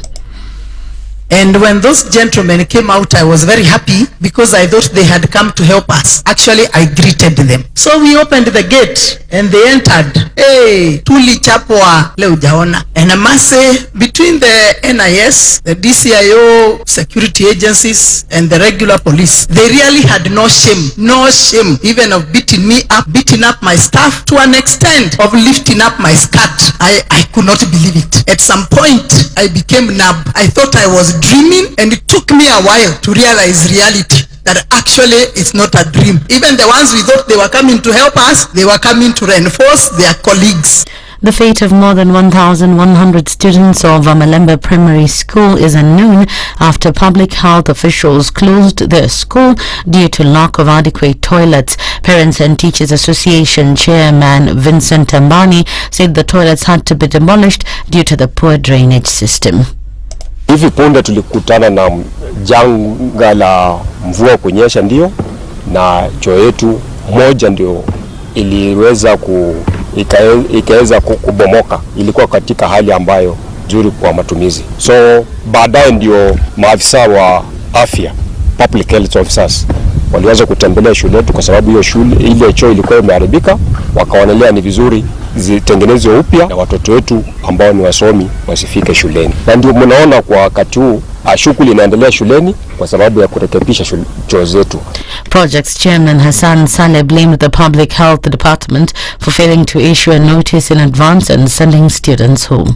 Hawakupeana wakati. Bora walisema kwamba shule inafunga na itafunguliwa kama choo zinafanya kazi. Tukajaribu jana katika mkutano wetu hizi madarasa ambazo zinahusika na mtihani 6, 7 and 8, sababu choo hizo zinatosha, waje wakatuandikia au nini wenyewe wakatuandikia kwamba haiwezekani, itakuwa tuna separate watoto mara mbili. Walichukua hatua bila barua, hakuwa notice yoyote iliyokuja shuleni. Tuliona watu wanakuja na wanaangalia na wanaamua na wanakwenda. Police have launched a manhunt on a man who hacked his wife to death following a domestic row in Nyeri. The man, who is a security guard, killed his wife, a high school teacher, over alleged long-term unresolved marital issues. The suspect had traveled hundreds of kilometers with the intention to resolve the dispute and bring his wife back home, something that failed to materialize.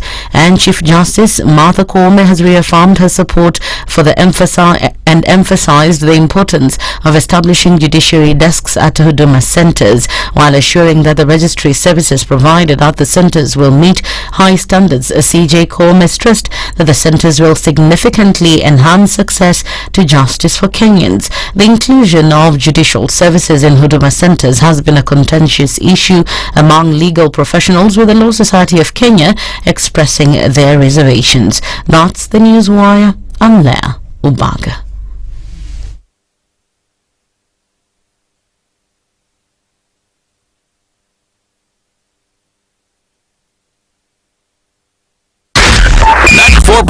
Spice FM, Nairobi. Okay, so still busy in the city. A few minutes after 9 o'clock. Traffic hour is going to come to an end in no time. But look at Landis Road. Very heavy traffic as you go towards Kamkunji. And then everybody's kind of converging onto Huru Highway, where they're coming from Langata Road, Lusaka Road, Gong Road, Haile Selassie, Chiromo, then through Museum Hill. Uhuru Highway, apparently, we did not know, is the place to be this morning, because everybody's there going towards Westlands or coming back out towards the city. Also, folks converge on the Thika Superhighway as though there was a meeting. It will soon be over. Worry not. Not too bad. Coming off of Limuru Road, Spring Valley is busy coming in from Lower Kabete, so all of that is doing the rounds as we're getting in and out of the CBD. Let's keep an eye on things and see what happens as we come to the end of traffic hour. We'll talk on SpiceFM KE on X hashtag The Situation Room.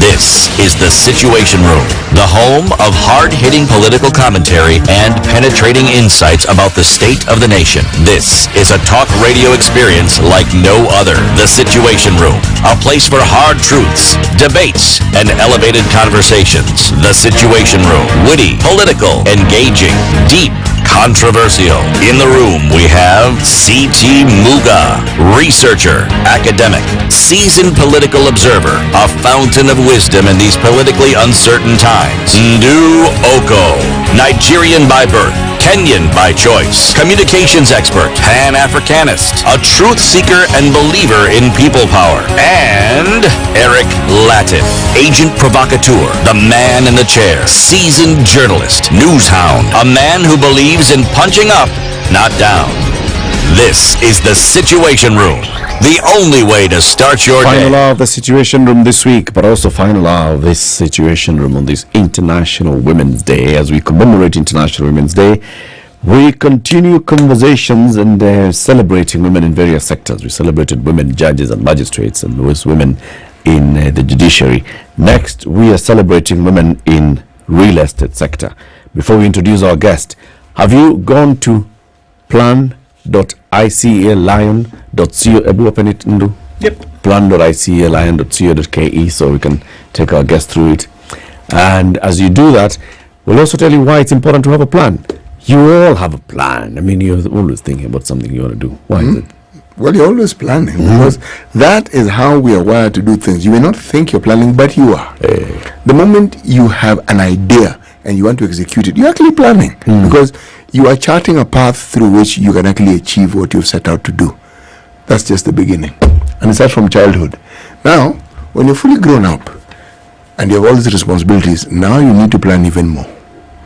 You need to be able to put down what it is you want to do, how you want to go about it, and sometimes you need help. And that is where ICA Lion come in. Very good. ICA Lion has been in the market for 60 years now as ICA and Lion of Kenya. Those two merged and they became ICA Lion Group. After so many years, they've sat back, they've looked at their successes, they've looked at the challenges, they've looked at the current demographics in the market, and have said, you know what, we need to think how we can address current needs, current trends with the current people. And that's why if you look at their website, if you go to plan.icalion.co.ke, you'll see the colors. Can you see that, Esther?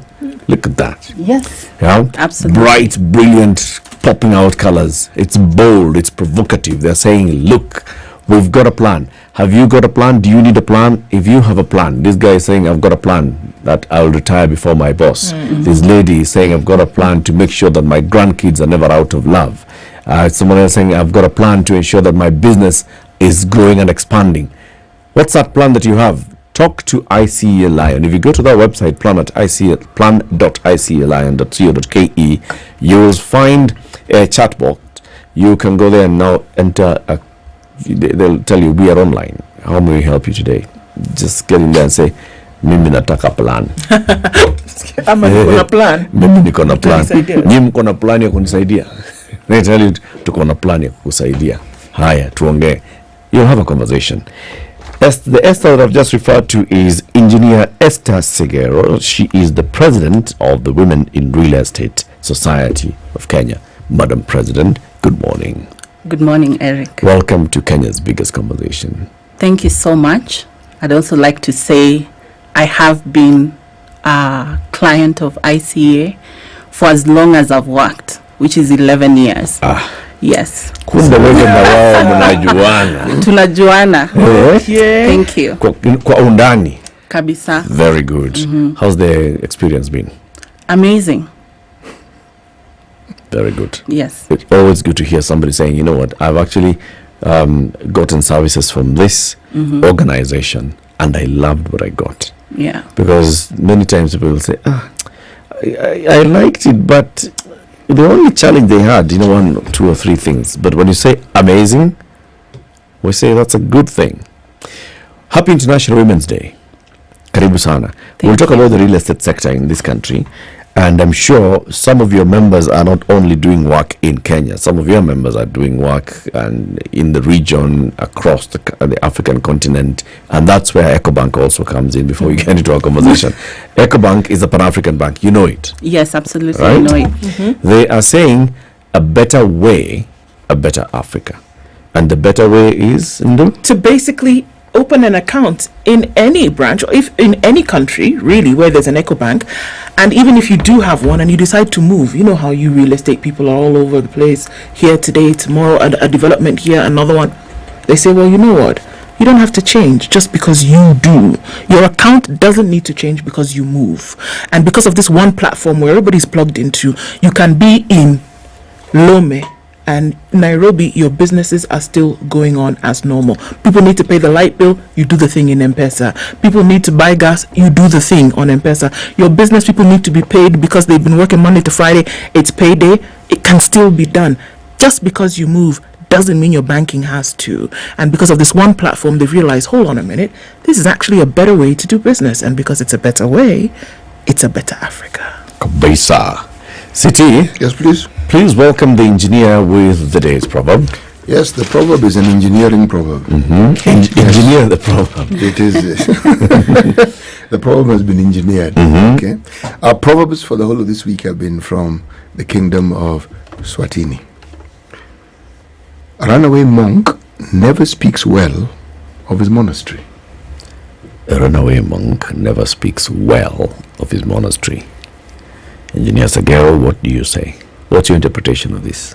It's an interesting proverb, especially because I'm thinking, does that country have any monks? But I would say that it points out the victim mentality, and that we should not be playing victim. I don't think there's anything that happens to us that is outside of our control. So it's very easy, and we see it also in our current landscape in our society with our leaders. It's very easy for our leaders to say, I'm not able to do this because of cartels. I am not able to do this. We did not have enough time to read through that policy when it was on the floor of parliament. And so they run away to the people, and then they play victim. Basically, that's what this monk is doing in Eswatini. Very good. Yes. That's a very good interpretation. Very nice one. Wire, women in real estate, or is it wire? Wire.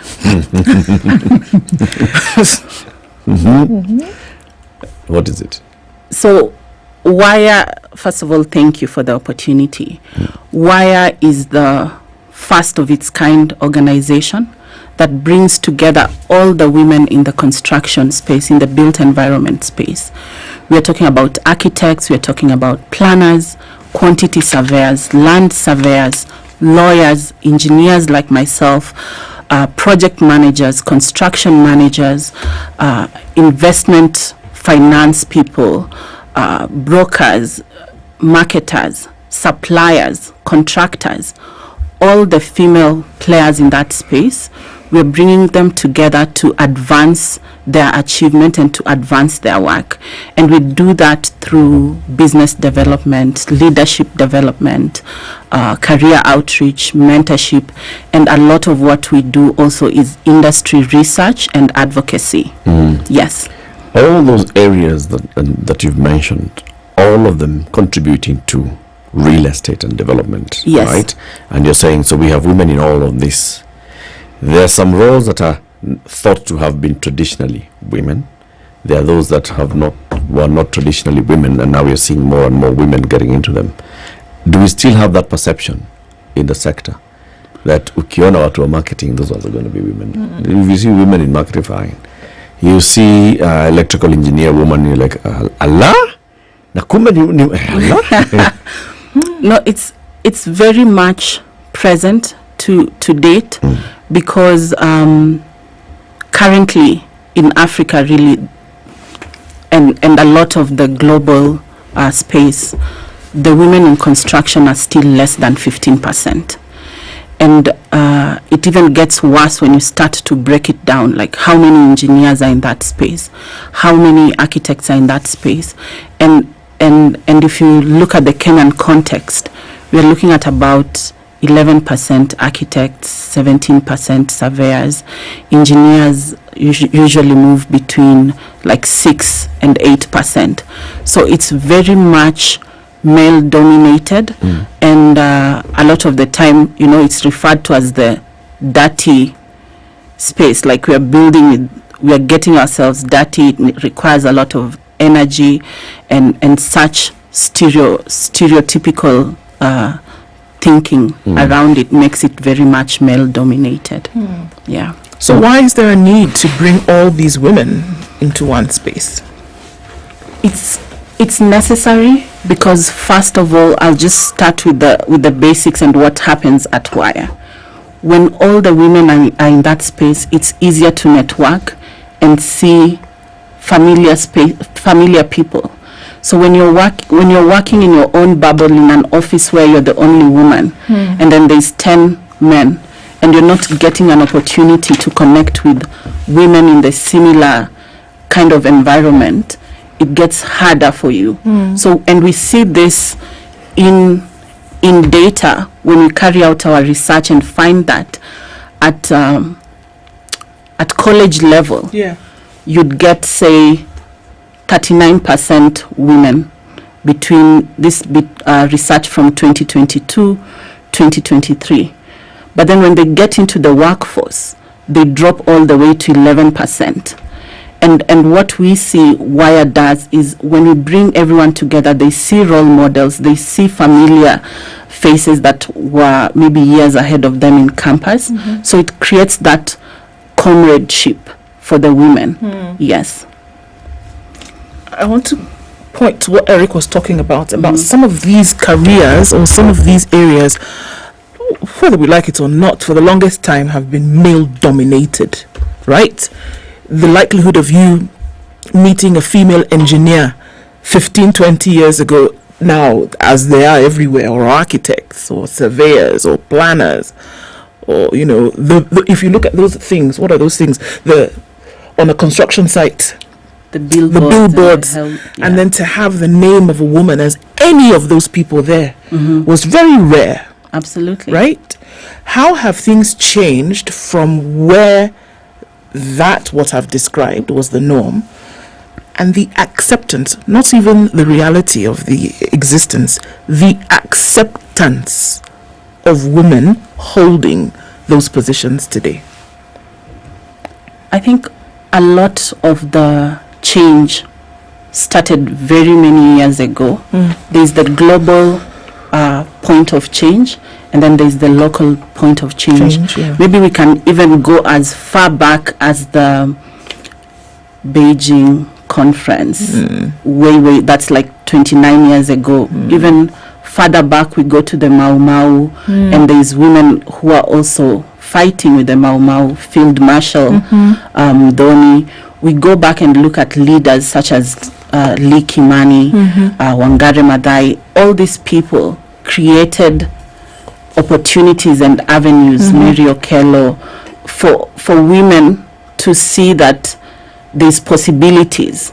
Anything that is thought to be male dominated can be broken into, right? So then you come much closer and you start to see the fewer women that got into this profession, and there's a lot of highlighting of those women, architect Emma Miloyo, and now schools and mentorship and actively engaging in mentorship and career outreach, bringing in more women. But also at the family front, with the education and all that, we're seeing a lot more parents being willing to allow the girls to experiment and not just play with dolls or just help in the kitchen, participate in fixing the car, and such opportunities have really paved the way for younger women to join STEM.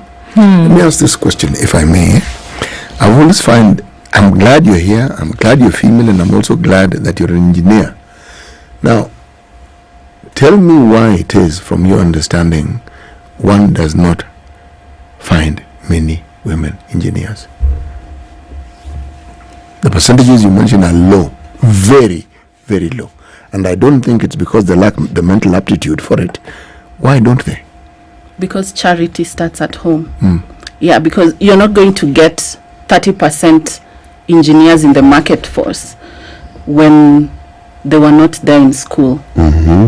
So it just starts all the way in high school when you're selecting your career, when you're given that option to pick 3 courses to go and do at the university. So already at the university there's fewer numbers. So by the time they get to the market place, we are much fewer. An example is last year in one of the TVETs in Kenya, they registered about 1,400 students. Of that, only 40 were women taking the civil engineering course. Only 40 were women. So already that just answers the fact that when that class graduates, who comes into the market is only 40. So it definitely starts at home. Yes. How does it change this? So WIRE is actually doing something to change it.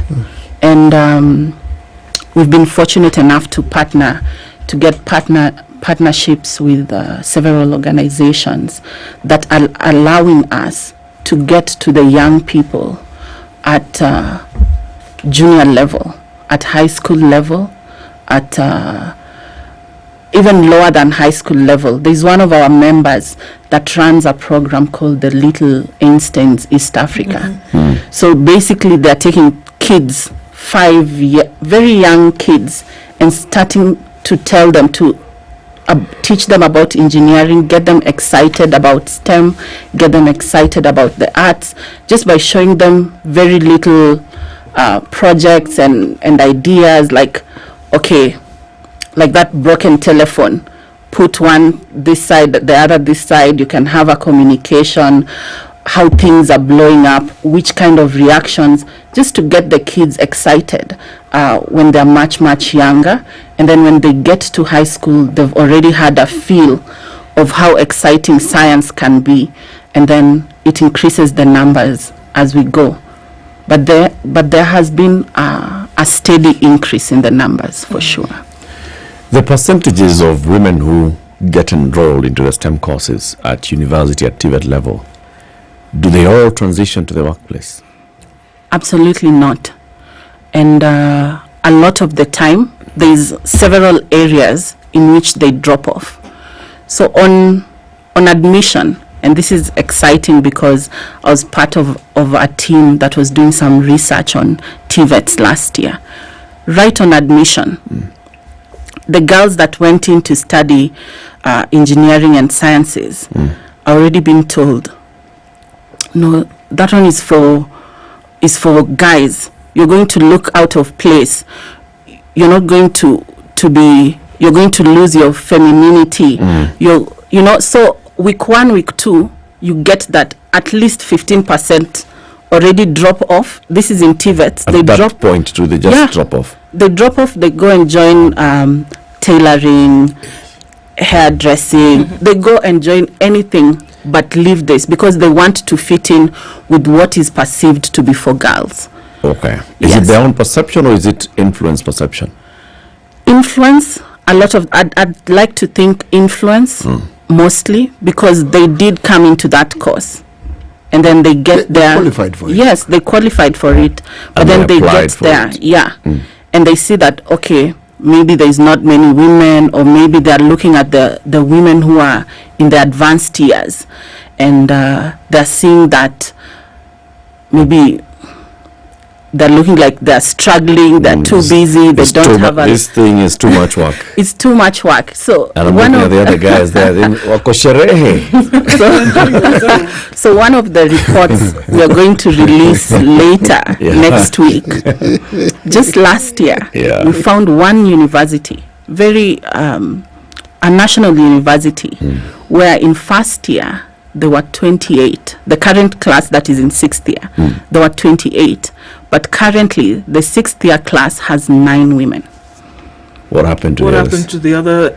Why did they 19? drop off? They probably dropped off or failed exams or just decided to make switches. And it happened to me when I was in campus. Not every female that I started class with finished the course with me. Can we draw a parallel between that and the undoubted dropout of men as well? Because you can't just say women dropped out. Men must have dropped out. But because we have a lower number of women in the class anyway, it looks like a larger dropout because of 1, 2, 3 reasons. But do we see that men in the same class, on the same cohort, also dropped out? Are we able to do that? Or are we saying they don't drop out? Are we saying that men don't drop out I'm at sure all for whatever reason? No, I'd like to believe that men might also be dropping out, but I don't have any data or information to back that statement.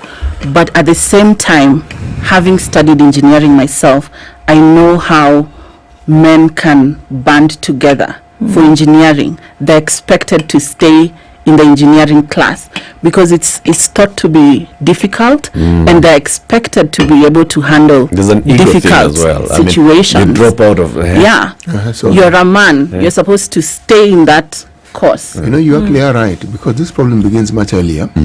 It's the systems that we've had for the longest time where we know someone studying engineering, that person was... It's a chop.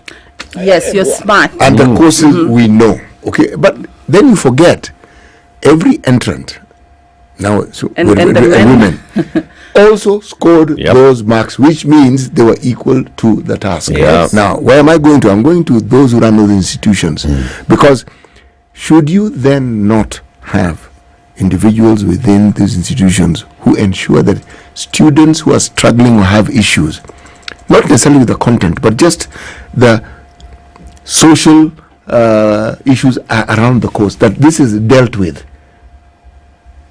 How is it that you were inducted into that course?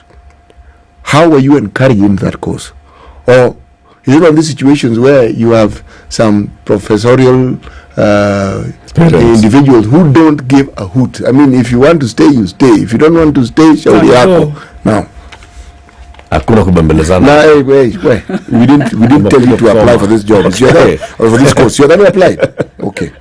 That's interesting, because even in TVETs and colleges and universities, there's supposed to be a gender advisory committee. Thank you. Now, what we have found out in our research and is that most of the committees are dormant. They're not active. So either maybe resources and no one is following up, no counseling is available, no committee is checking on the numbers. And what we are doing with others in the industry, and we are hoping to start by partnering with the Kiambu Technical Institute, is to revive those committees and to also assist the women taking the courses to come together and form their own little clubs within the institution, so that they are keeping each other accountable. They're being their sister's keeper. You know what you reminded me of when you were speaking is there is a position in many schools, guidance counselor. Yeah. That guidance counselor also happens to be the one who's teaching religious education. Yeah. And math. And maths. And also doubles up as a Kiswahili teacher. Now, what time... And is the teacher on duty. Yes. Now, so when are they going to perform this task? And yet you feel that should be a full-time job. Yeah. Or in some schools who have the wherewithal to have, say, a school nurse, that nurse is also the counselor. I'm simply saying the idea of having someone on campus in an institutional setting whose job is to ensure that the students get the best possible guidance as to what it is they are doing, that isn't given the seriousness it deserves. It is not.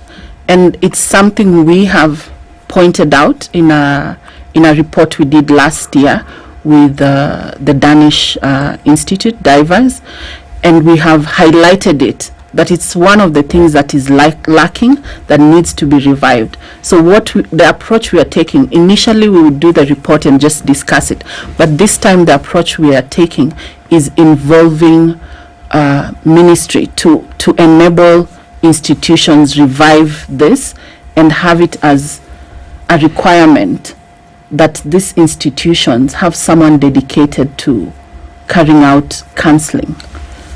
Yeah. Let's take a break. It's 29 minutes to 10. Engineer Esther Segero is the president of the Women in Real Estate WIRE.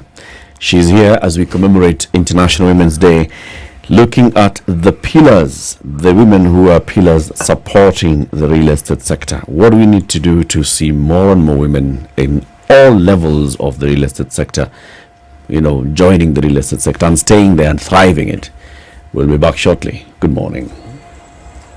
This is the Situation Room, the only way to start your day.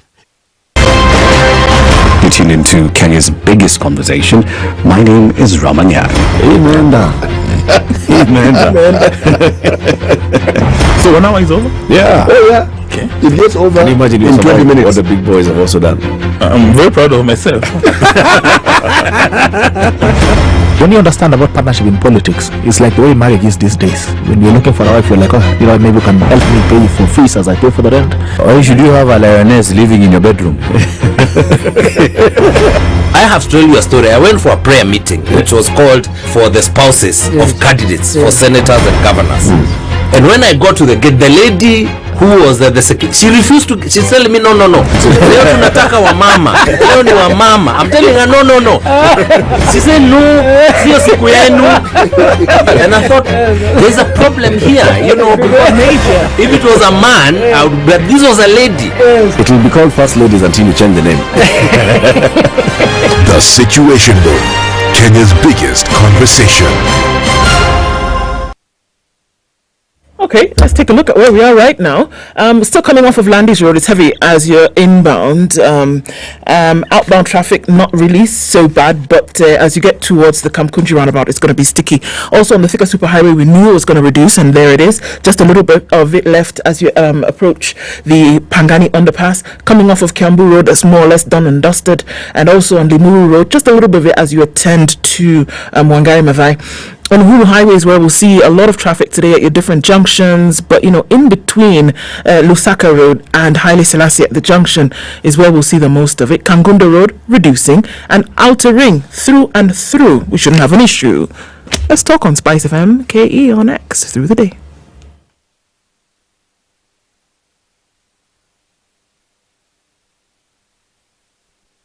Mature, intelligent talk every morning. Spice up yourself.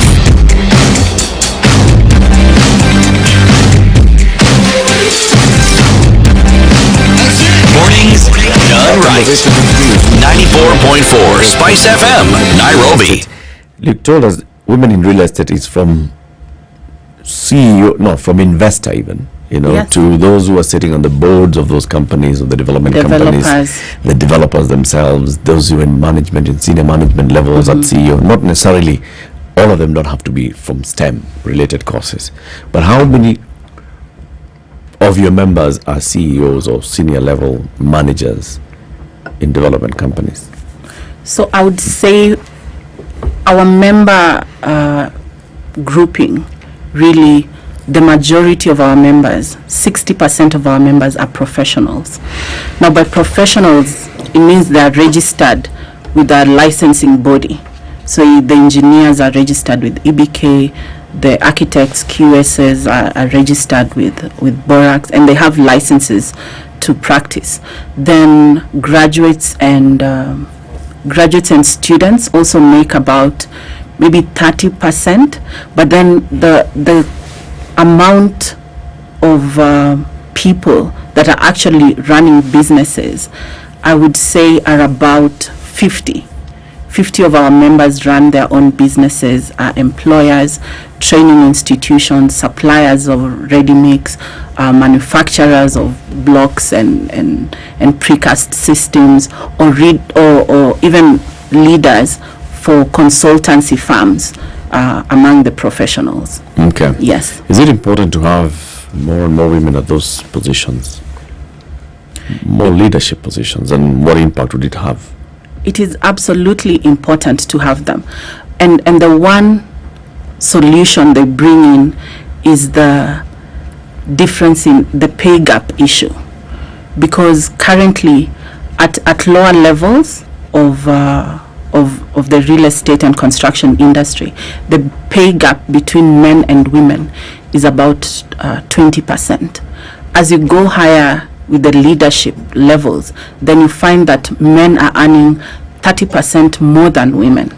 Now, when you have women in the leadership positions, they're better able to control that pay gap issue.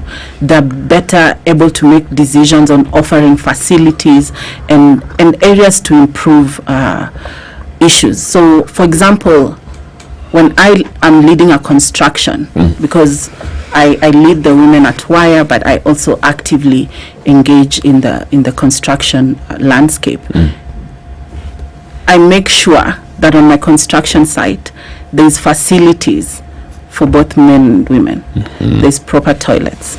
I make sure the women also have changing spaces. I make sure they're all correctly fitted for PPE. That's something I'm able to do at that leadership position. I also make sure that the women, the painters, the carpenters are earning the exact same amount that the men are earning. If the guys are earning 1,500 per day, I make sure the women are earning the same amount. Equal pay for equal work. And not just that, I also make sure that how we pay our people on site really is within the law. We're not doing anything less than minimum wage. So having more women at that top level really allows the gender controls to be better positioned and effected.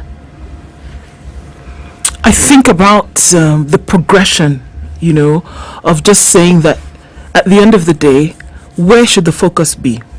As we look at how far we have come in terms of what we're able to do, should the focus be that we are trying to come and be at par? Or should the focus be that work needs to be done, and it doesn't matter whether you are a man or whether you are a woman, our end goal is to be in a career whereby we can get the work done? Where should the focus be? It matters. Okay. If you're a man or a woman. First, because with the current numbers, the average in Kenya is 11. So when we say we want more women in the construction industry, a lot of the time people are not, they're just like, okay, why do you want more people? But the opposite figure is 89. There you go. Yeah. So, but who's spending the most time in the parks we are designing? In the houses we are designing? In the houses that do not even allow for wheelchair movement, when the women are the ones that are taking care of people at home. So we need to have more women in that space so that their voice is heard in innovation, in the inclusivity, in the sustainability aspects as well. And not just, and we're trying, now Wire is trying to move away from just saying, have more women. It's good. We are seeing the progression from 3% back in 2019 to about 11% in 2024, which is great. And we're getting a lot of support from the government as Wire as well. But we are also saying we want to move from just having women to having women that are economically empowered. Okay. And also putting money in their pockets. I hear you on that. And I think there was a realization, I mean, probably been latent, but in our last conversation just an hour ago, one thing that came through is that in all of this struggle, the fight to be able to have this, to overturn that 89%, that there are men who are championing this. A woman goes for help. She doesn't go unaccompanied. And most times, the majority of times, the company is a man. So men are actually championing, or men are fully supporting this race and this fight with it. Because previously, I think there was probably the false narrative that, women are fighting on their own and these men are just not even interested. But that's not the case. that men are actually for this thing. We want to see where we are starting to gain on equality. Do we find the same in this sector? Yes, with too many examples. So I'll start with my example. When I told my network I'm coming here today, the first person that reached out to me is like one of the senior people in the industry. Told me, you got this, we know you're going to do great. This person, I take it, is a man? Yes. Okay. Is a man. This morning, a little butterflies here and there. The people texting me are men. The people talking about this topic I'm discussing about on social media are men. And in Wire, we have lots of male champions. I will not take it away from them. They are very supportive. They show up to our events. When we have a Wire event, it's not going to be an all-women event. We also invite men. And a lot of the time, what I have seen, at least in the industry in Kenya, is that even those companies, for example, Turner and Townsend, project managers, they actively champion for their women. They want them to attend the Wire events. They want to know if someone from Wire can come and talk to their ladies. So there's not a shortage of champions for women in the construction industry. My first boss was a huge champion for me. Taught me a lot about ethics, about corruption, about doing the right thing. He continues to champion me to date. So I have mentors. No, you can celebrate. You can mention it. Yeah, that sounds like a good man. That one. No, he is Engineer Mraguri Karaoke, amazing champion. Salute. Yes. You said so. Wire does a lot of work in terms of advocacy for women to join the real estate sector, for women to thrive in the real estate sector, equal pay for equal work, and also you do a lot of capacity building. How do you do this capacity building for women in the sector? So a lot of it, of the advocacy work that we do and then get to capacity building is we have been very fortunate as Wire that we have a lot of the direct lines to government and have a lot of support from government. PS Hinga is a champion for Wire. We are able to get him when we want to talk about policy. And then we also have partners and sponsors who want us to find more opportunities for women. So they fund us, our members fund us, for us to be able to run programs. On capacity, we are able to carry out mentorship in schools. We are able to curate very specific events for professionals, teach them about bidding, teach them about procurement, construction law, all these sustainability practices in the industry, just to ensure that they are gaining something. And most of the time we are supported by other organizations that want women really to excel in this space. So when you engage with your members, what comes out as the main pain points for women who are already in the real estate sector? A lot of the time, if I can start with the different levels. For the junior engineers is that they're passed on when it comes to opportunities for advancement. So sometimes you get that companies would rather, they feel like working on site is for guys. But a lot of the time when a woman has stayed in construction up to the level of getting to the workforce, they're excited about building, they're excited about that. So a lot of them are passed over on that, which is an issue. And what we do in that case is to encourage companies to allow women to go out into the field. What we also do internally is to organize for field events where we visit factories, we visit construction sites, we bring the students and the graduates together. And then for professionals, really it's about having the money in their pocket. And for this, it's a lot to do with procurement, it's a lot to do with bidding, it's a lot to do with policies and just having the contractors, the suppliers get work. So we ourselves as Wire, it's about more than 500 women. We start within. So we like to use our networks. If I need ready-mix concrete, do I go to Sidai, which is owned by a woman, and then get concrete from there, support them, give them business.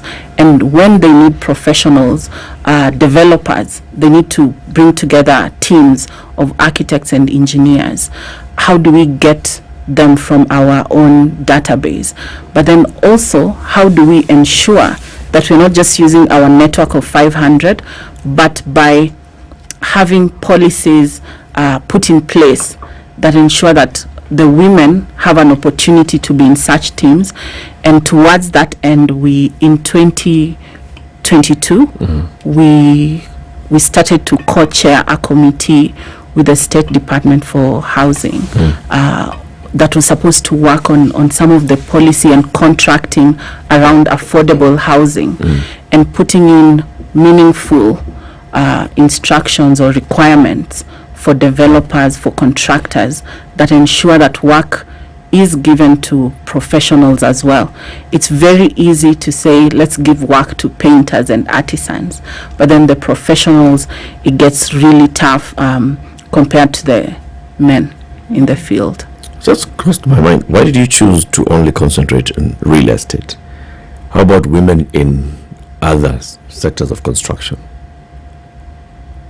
Or do they have other women in roads? Road construction. Women in road construction. Dams. But real estate has all those things. Even road real estate. Not dams, but technically your so it's women in construction. Has roads. Yes. But it's women in real estate. I'm curious. Now, from the numbers you've mentioned, 500, it means, I'm assuming that your membership traverses the counties that we have. Yes. Now, what I would like to understand is how your members in the county system fare, because counties are governments and counties also have work that fits into what it is that we're discussing. Are they being given a fair shake? I think one thing about women in construction, when they do decide to stay in that sector, they're very resilient. And what we have seen is that our members are not just in the private sector, they're also from government. We have members from NCA, we have members from the county government, we have members that work for county governments in different areas, in Mombasa, in Kilifi, in Migori, all those sides. So what we see a lot of the times is that they are still able to participate within Wire and bring changes in the county government, but not at that large scale, because most counties have very few women. So when I'm thinking of about 4 counties that come to my mind, I know Kakamega County, the public works team doesn't have any women. When I'm moving, I'm going to Chavakali, I can see one lady. So there are fewer in numbers outside of Nairobi, but then it also maybe speaks to the fact that a lot of the development is centered around the city. Do you find that if you traverse between the public sector and the private sector, that there is one that is more, I'm going to use welcoming very carefully, but more welcoming to the idea of having women in this particular sector? I would say I have, that would be a personal, just like a personal feeling about it. But it's not necessarily, might not be factual. But yes, the private sector does do a lot more to have women work in the field. But at the same time, I'm looking at the people I know in the public sector, say the engineers working at Kenha, they really advance well. Yes. The engineers working at NCA, there's a lot of advancement. So unless we have a little more data, I would just say that's a personal opinion. Yeah. Okay. There is a trend, well, I don't want to call it a trend, but I'm hoping that it's a practice, that there's quality of work done. There's a realization of quality of work done that goes far and above the issue of gender. And when we look at the real estate sector, and I think that's kind of where my question was going earlier, that at the point when we are looking towards what is actually being done, we're not necessarily looking at whether the person who headed this project or the people who worked on them were men or women. And neither are we then going to say if something was substandard, we're going to attribute it to somebody's gender.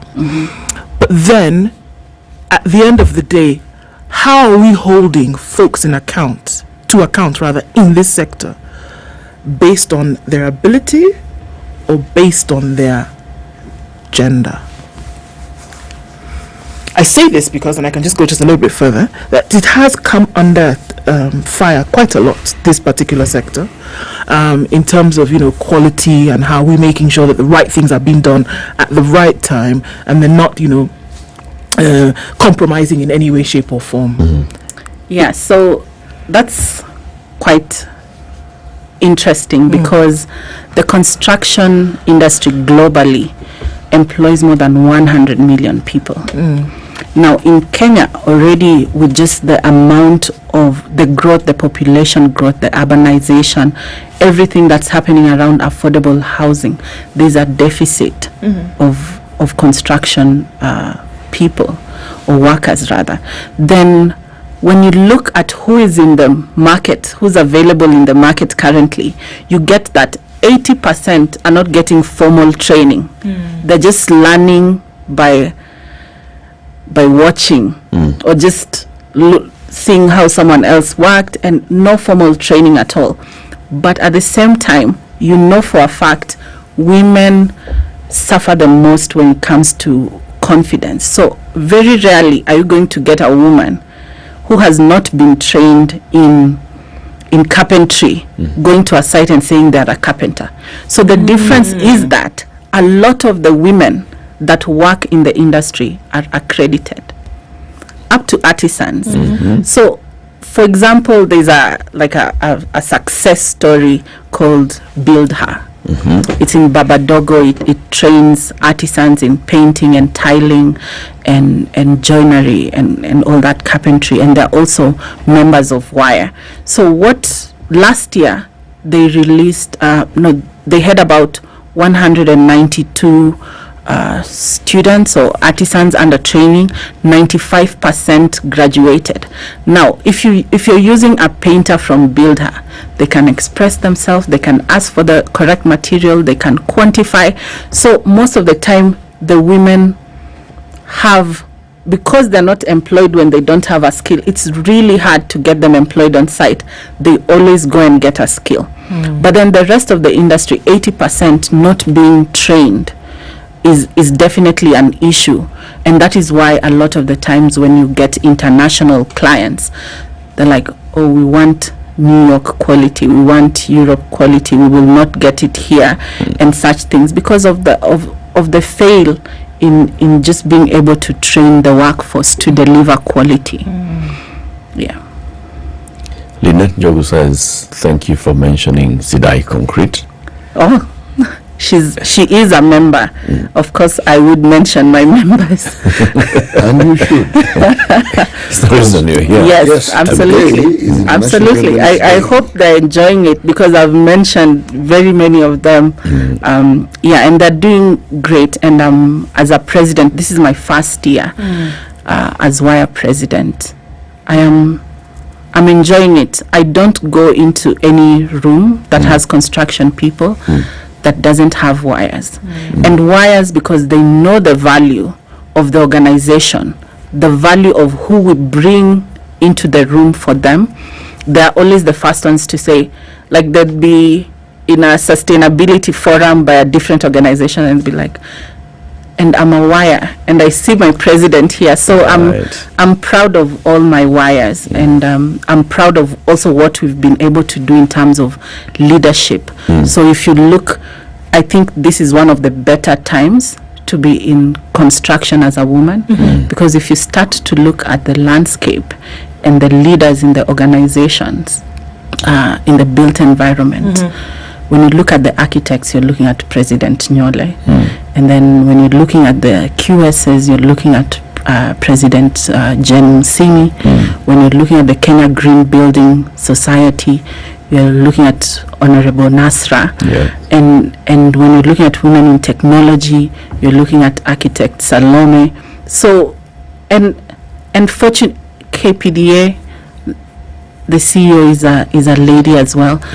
And fortunately for me, all these people about to have female leadership, and all these people are members of WIRE. So when we say we are growing leadership, I can literally count the output and say, yes, we are actually doing what we say we are doing. And maybe soon we actually start to monitor the economic value of WIRE on the GDP. Pending bills. I'm sure many of your members, those who are involved in construction, who are as developers, are those among those that suffer when it comes to pending bills. How does WIRE support them? One of our members, actually, QS Patience, is on that committee that deals with the pending bills.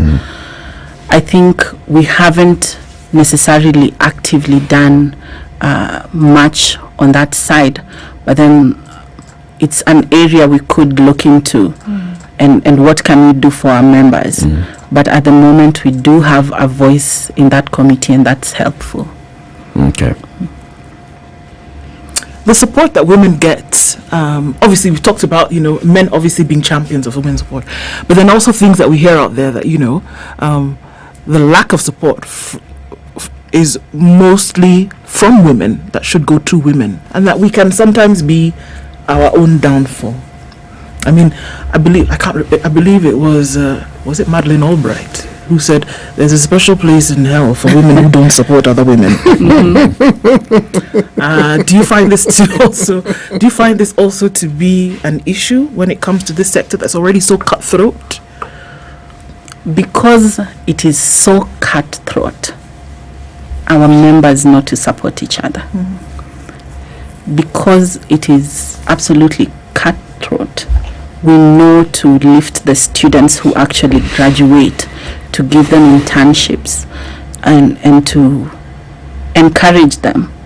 So I'd say when you band together, there's just that feeling of safety that we provide for our members, that hey, this is a safe space, and we're working together. We could be two suppliers of the same particular thing, but there's enough market for all of us. That you can share. Power. I want to pay tribute to a woman who's in the construction space. I don't know whether she's your member. I told you I'm going to bring her to join your member. Her name is Judith Morocco. Judith works for Superior Homes. You see that Green Park Estate, all those 600 houses, she has built them. She was GM for the company, and she's now head of technical. She's involved in that project. This thing on Mombasa Road. On Mombasa Road. She's involved in building some more projects in Kilifi, Lake Elementaita, Mountain Lodge, and everybody looks up to her and they respect her. So when we talk about women in the real estate sector and in construction and them thriving, it's not a tia bahati nasibu. No, and Superior Homes have sponsored WIRE events, and just the way you're shouting her out, what we also do every year on International Women's Day is to make sure we are shouting out our members during one of our biggest events every year. It's called Legends and Leaders. So we shout out legends, and legends are people that have been in the industry for 25 years and more, legends in academia, legends in practice, legends in entrepreneurship. And then we also do leaders, people that are in the industry and are growing. And we do young achievers one of the young achievers of I will not let you get 2021. there. Our time is up. Engineer Esther Segero is the president of the Women in Real Estate. Thank you for tuning into the Situation Room. Have a lovely weekend. See you on Monday, 10 a.m. Invest in women, accelerate progress.